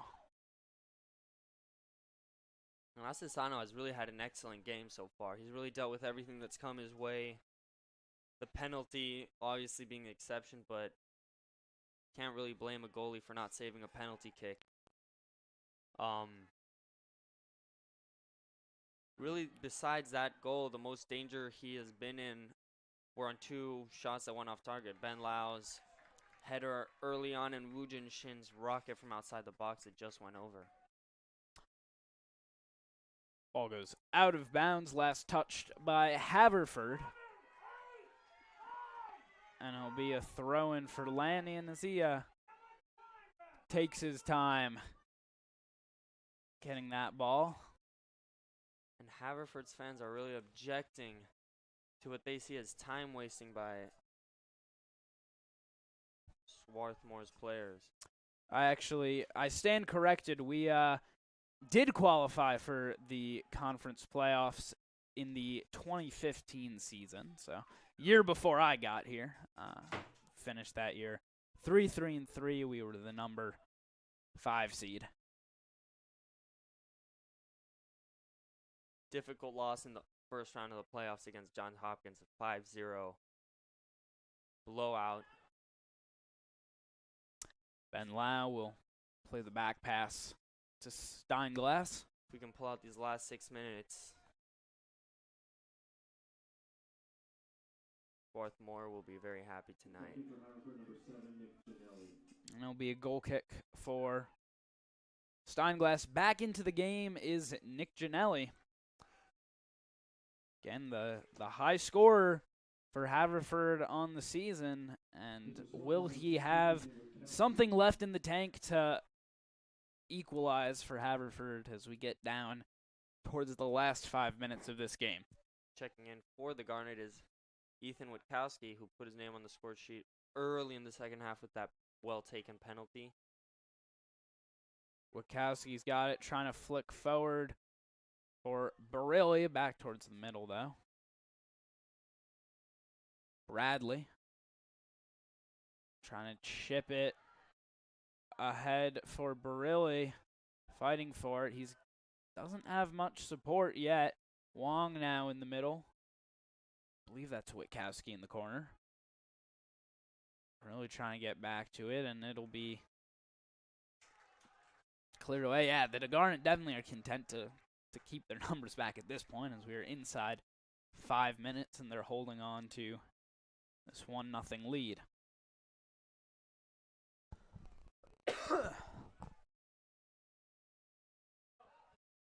And here's the counterattack from Haverford, led forward to Nick John. He's got Mike Gross on him. Put it behind Ginelli that time. In goes the cross. And that'll carry all the way out the back. Goal kick for Steinglass is bar off, and Nevins got a little bit tangled up there. And the Garnet bench are asking the crowd to get fired up here. And the ground is quivering below our feet. Not really shaking yet, just mild tremors. Fans got very excited there for a second. And once again, Homestead is on the ground. Appears to be the same injury as what took him out the first. Oh no, it appears to be his leg this time. Yeah, he's just ramped up. It's at this point in the game when you kind of ask yourself, like, is it a cramp or is it smart use of the time? But well, during collegiate soccer, they do stop the clock for injury timeouts, so you know, at least give your guys a little breather. You know, just you only have 3.5 minutes left to play here as we take another look back at this penalty from Witkowski. Just the calm placement, and he knows that's it's a big goal for him to score. This is his field. These are his fans, and he is doing it for them. The Garnet have not won against Haverford since 2012. So this would be their first win in 6 years if they can hold out these last 3.5 minutes. Yeah, their best previous result coming in 2014 when they tied 1-1 at home. Before that 2013 loss that really started the 2012 loss, I apologize, that started the streak. They had won about 8 games in a row, only interrupted by a loss in 2011. Yeah, that was back during the time when we consistently made the NCAA tournament. Oh my! Oh wow! And the referee has called a penalty for a handball on Ben Lau. I mean, it's the rule is it's got to be intentional, and no, I gotta say, I that's a good call. His hand is in an unnatural I guess, position yeah. there. I mean, he's sort of holding it out. Oh, wow! Things just changed very quickly here, and it is Nick Ginelli at the spot for the Fords. And that is exactly why you can't send everyone back with a 1-0 lead. You have to keep attacking till you get that second goal. Because with 3 minutes left, Nick Ginelli The run up and puts it the other way past the diving Steinglass, 1-1. And as it stands, Swarthmore is out of the conference playoffs. And they will huddle up here. Still time on the clock. Just over 3 minutes left to play. That's definitely enough time to equalize, but it is a tough. Very well placed there by Nick Ginelli. Right into the bottom corner. Nothing Steinglass could have been able to do. We'll quickly try to go down the edge for Wong. But really trying to get back to it. Muth will be underneath. Ginelli's got it for. And the break will. The shot will go wide. It'll be a goal kick. Very dangerous opportunity, and it seems like that first goal really boosted the confidence for the Fords. Yeah, Haverford is. Great first touch there, and the shot just not hit well. Haverford definitely fired up now. Steinglass delivers it down the middle, popped up into the air by Shin. Gross will head forward. Shin now to Witkowski. Here's Barilli.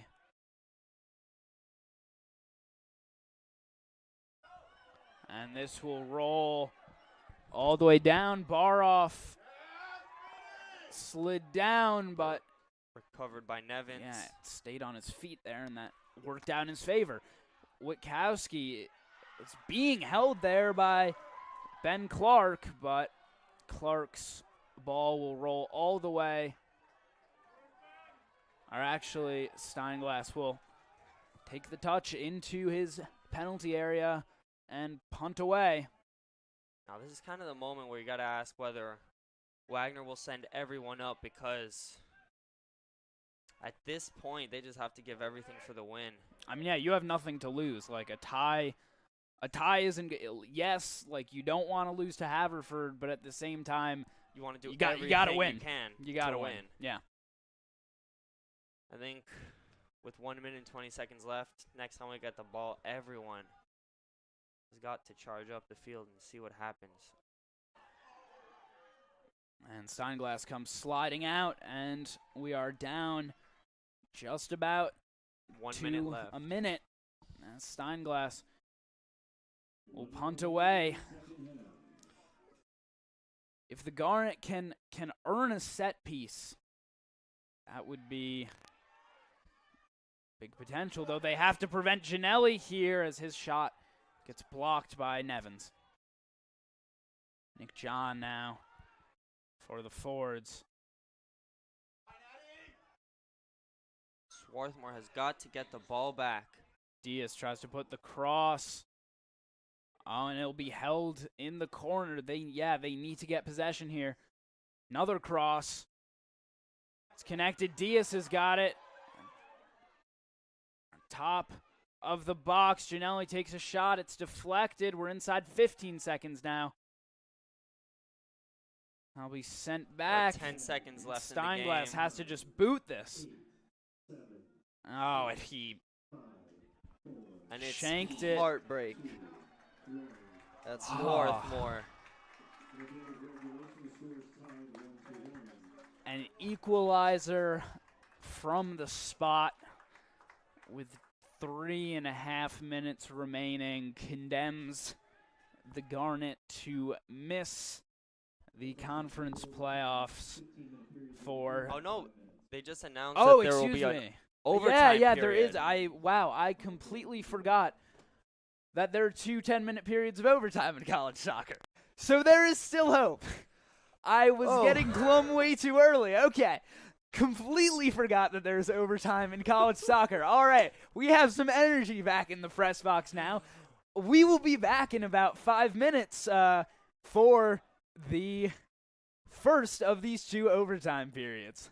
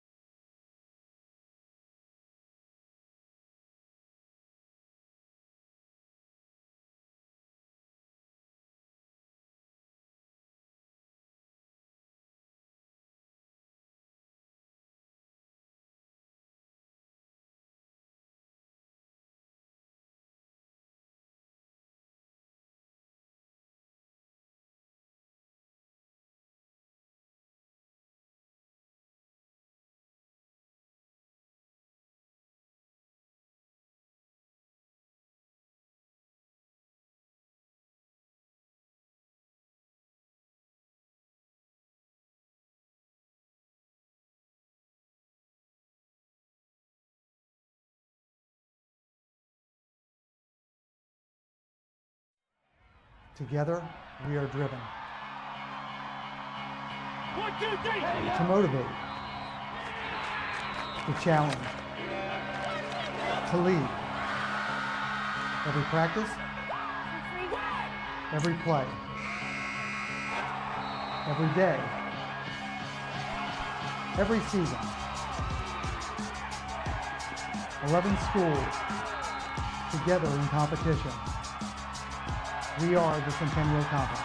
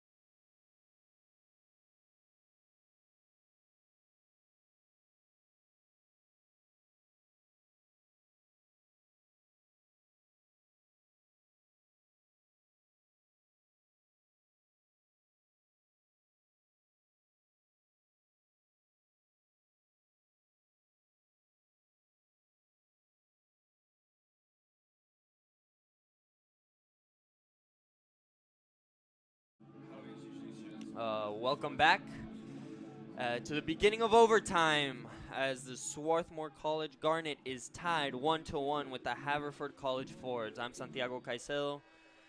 Jacob Brady is in the restroom as this gets started. There are 10-minute periods. I believe in the NCAA we're playing with a golden goal rule. The first team to score will win the game. It's a throw-in for the Fords, as we kind of made a couple of mistakes there at the end of regulation. We believe that the game had ended in a draw, but with forgetting the rules of overtime. So here we are now. I am joined by Jacob Brady. I'm back. There's a breakaway. Nick Gianelli on the wing. Still Nick Gianelli. There you go. Forced out by Felix Lanyon. It'll be a throw-in for the Fords. Let's go back in the middle. Here's Carr. That's pushed away, and Witkowski nice Meg there. Got it forward. Plays into the path of Yuheng Wang. Now, I don't know if you mentioned this, but we heard Joey Bradley firing up the troops during this break between the end of regulation and overtime and saying, we're not going to let the referees decide this game for us. So the Garnet are fired up right now. They want this win. Important to point out that right now Charlie Ward starting the first half of overtime as Trevor Homestead seems to be stretching out his leg on the sideline. That would be a very big loss for the Garnet, as, I mean, Homestead's influence has been evident throughout not only this game, but the entire season. So we have, in Ward's appearances this season, have seen from him a knack for taking shots from distance. Hasn't been able to convert on any yet so far, but he definitely is able to keep a goalie on their toes. See if maybe he can convert in the Garnet's biggest game, really, of the past 3 seasons.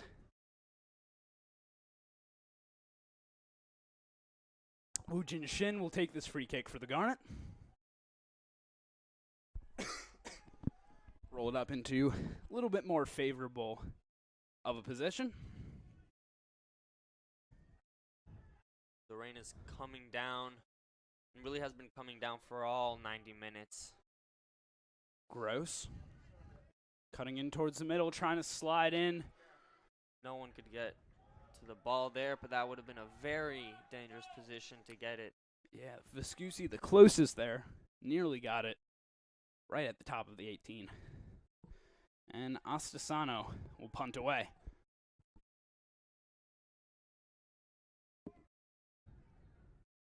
Pass goes back to Steinglass. Booted away, but off target and out of bounds. It'll be a throw-in for Haverford inside the attacking third. Now Swarthmore has to be a little bit nervous, knowing what has happened in previous games when going extra time. Just in games that I've watched or commentated, we've had a couple of losses in games that have really been dominated by the Garnet due to a penalty in the last second of extra time, killing the game off. Yeah, I do not believe we've won an overtime game this season. I think we've played 2 and dropped both of them. So Steinglass will boot away once again.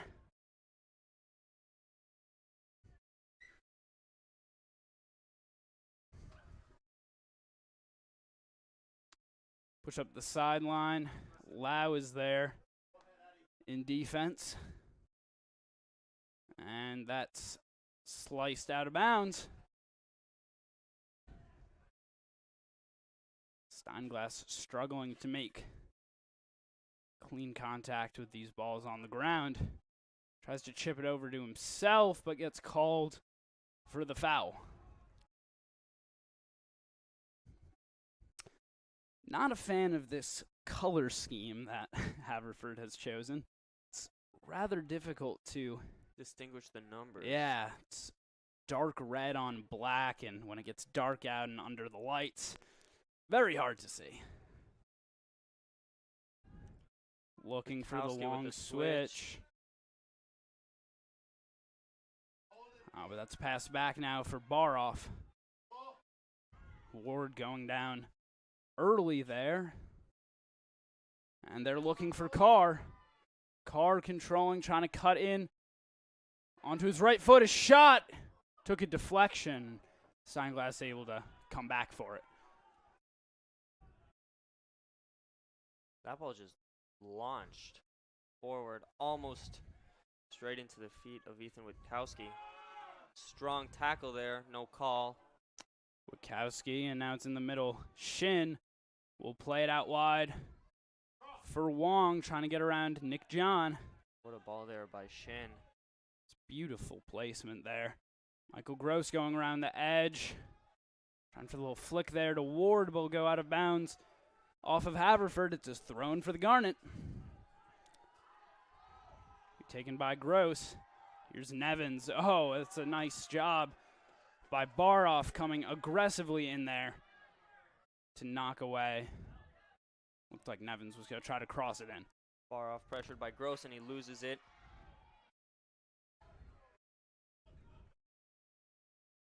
Out of bounds. And the coach there with a little volleyball dig. Yeah, saw some volleyball action earlier here today, where Garnet took down Haverford 3-0. They are 2-0 so far on Haverford Day, taking down both the field hockey and volleyball teams. Can they do the same thing with men's soccer and then later women's soccer? Viscusi plays it off his chest. Ward trying to poke it out. Wong's got it near the side of the box. Wong trying to cut back in, lost his footing. Still got it. Still Wong. Oh, it's cleared away from the top of the box. Nevins coming back to it for the Garnet. Evans tries to send downfield, but it's a black jersey on the other end of it. Ward once again going down, and once again can't get the ball. Oh, and can they play it out? Can Carr run it down? Yes, he will, trying to work in on Lannion. Push it out to the top instead. Chipped over the top. Steinglass is there. And Baroff is down. He ran into Steinglass there. Bit of a collision there. Baroff will slowly get up. He's limping back. Lau. Switch over to Wong. It appears he'll try to play it off. Gross now. Here's Ward. This is Wong again into the middle. Witkowski's got it. Here comes Ethan Witkowski taking a shot! Save by Asasano. Looked like it was going to curl wide, as it was, but a great job by Asasano there. Full extension. Yeah, saved it, held on to it. With these weather conditions, that's not necessarily an easy thing to do. But yeah, that shot did appear to be curling off target. Great positioning there, though, by Asasano to just take care of it. Be a throw-in for Haverford. And they will bring on Sykes Cargyle. Baroff will limp off the field. Cargyle officially listed as a defender on the roster, but he will play in that forward position. 1 minute remaining in the first half of overtime. We are down to 1 minute in the first period of overtime. The referee will give the throw into the Garnet after an illegal throw.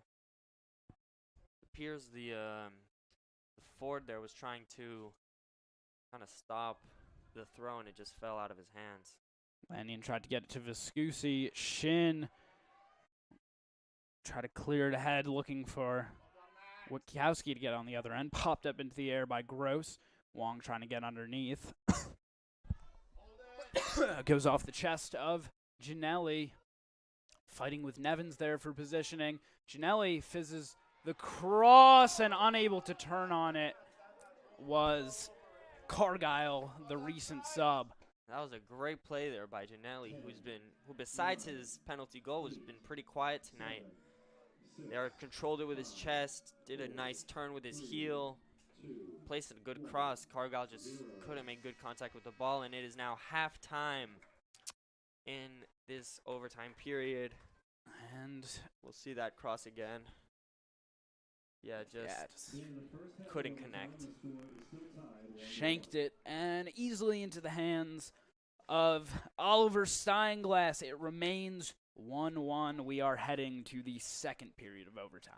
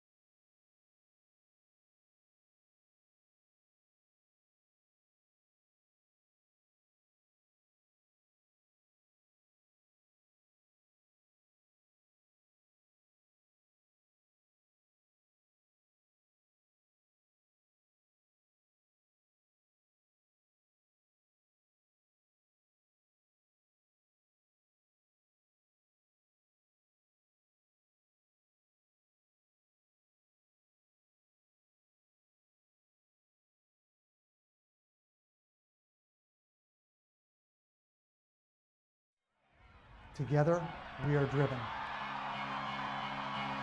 1, 2, 3. To motivate.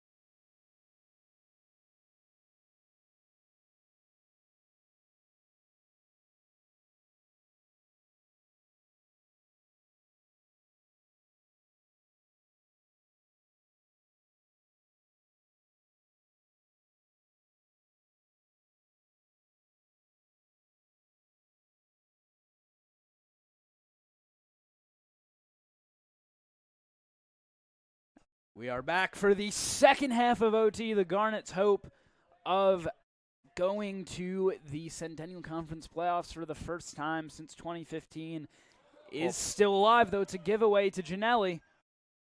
And that will be cleared away from him. Poor touch there by Shin, but great job to fight and recover the ball. Now here's Barilli. Pass back to Ward.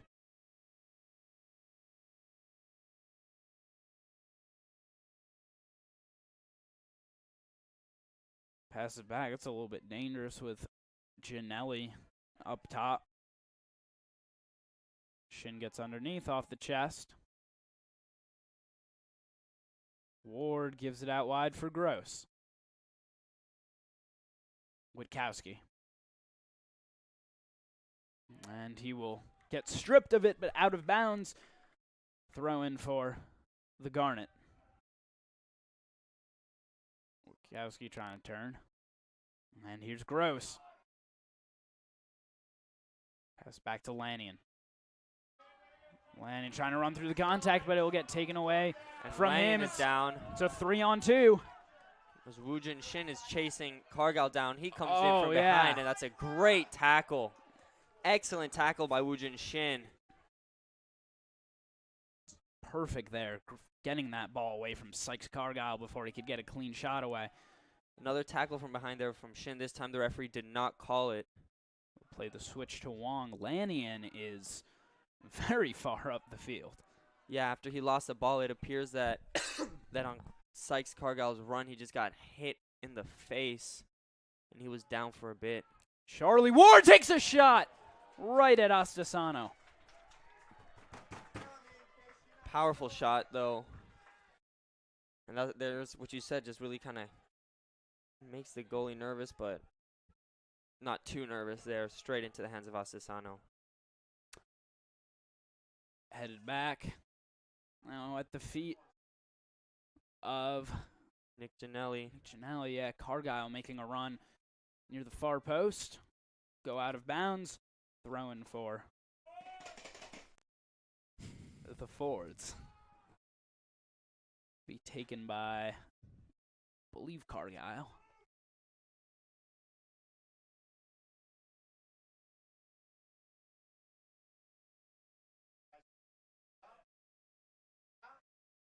Cargyle long throw into the box. It'll go out for a goal kick. Yeah, Steinglass caught it out of bounds. And coming in is Francis Eddie Harvey. Sorry. Kind of tongue twister there. We saw him hit an absolute banger in that Ursinus game. Coming out is Felix Lannion, who appears to have actually cut his lip on the hit. Cut his eye on the hit. But he definitely has blood on his shirt. Cut his lip, I believe. Definitely has blood on his shirt. So they'll bring on the more attacking-minded Eddie Harvey. It's 3 at the back for the Garnet now. Oh, and Gross's clearance. Deflects. Carr. Off of one of the Fords. Trying to chip it back. Oh, it's just almost ran into each other there. That's a good deflection, but it'll be a corner for Haverford. And that is a bad time to be sloppy. One mistake can be punished by the end of the game.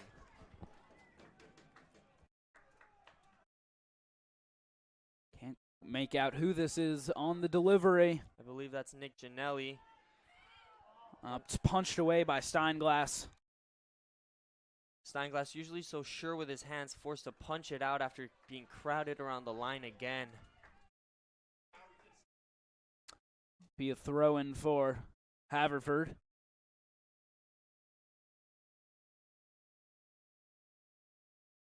Taken short into the box, and Shin get the clearance. Wong just missing there. And Shin is there. With the clearance, Viscusi will try to chase it down. Good positioning there by Zach Brown. And you can see the disparity in height there between Viscusi and the defense of the ball goes out of bound. Yeah.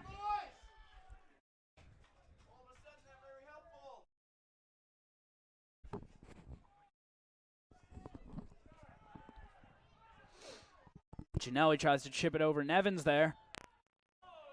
And a foul called.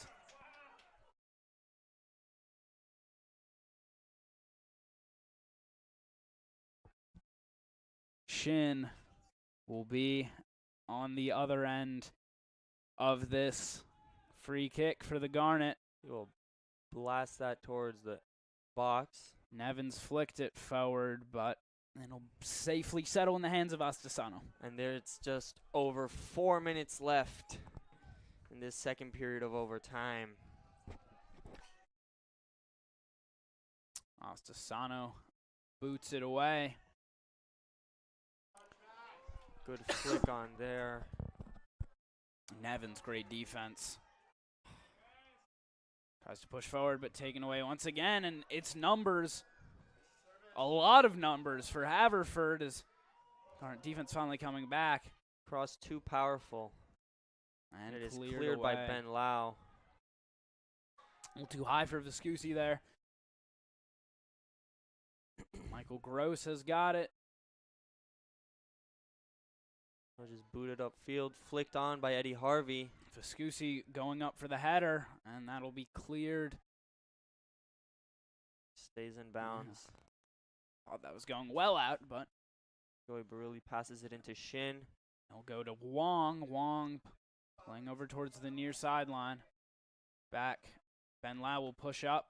Witkowski trying to get the flick there.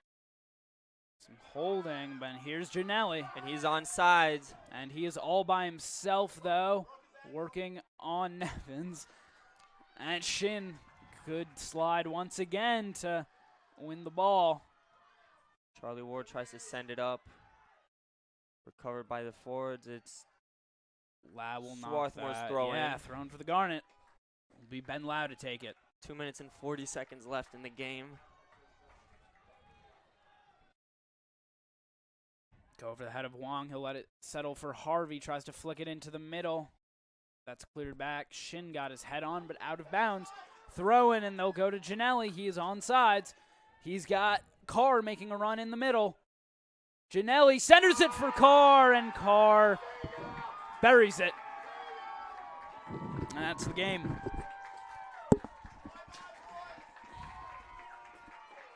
And the season does end in heartbreak for the Swarthmore College Garnet. Yeah, we saw Michael Carr not really marked there as Ben Lau just sort of sitting to the outside of him. Gianelli perfectly places it towards the middle, and from point blank range, Carr, an easy finish. That's always the risk that, well, the Garnet was going to take. They took out Felix Lanyon. Replacing him with Eddie Harvey, and that right side of the defense was absolutely empty for Gianelli to run through. So the Garnet season will end here today, but definitely a lot of positive takeaways for them. They've looked much better than they have in past years offensively. They've been more balanced. We've seen the development of the young defenders for the Garnet. Yeah. I mean, we had two young defenders in the center back position who are going to be here for another 3 years. Michael Gross, only a sophomore. He's got a couple more years. This defense is going to be solid for years to come. Oliver Steinglass will be a senior next year, but after him, you have Ian Withyberry, who looked pretty solid when replacing Steinglass during his concussion. This team definitely has potential for years to come, but they will definitely rue that late penalty given and not being able to take advantage of the opportunities that they had early on in the game. So on behalf of all of us here at Swarthmore Athletics, we'd like to thank you, the fans, for tuning into these games this season. We appreciate your support and all that you do to help foster the athletics culture and academic culture that Swarthmore helps develop. It's been a pleasure calling these games this season along with Santi, and we look forward to being back in 2019 for hopefully a rejuvenated Swarthmore team. We've seen the flashes this season. Could next year be the breakthrough? We hope to see you then.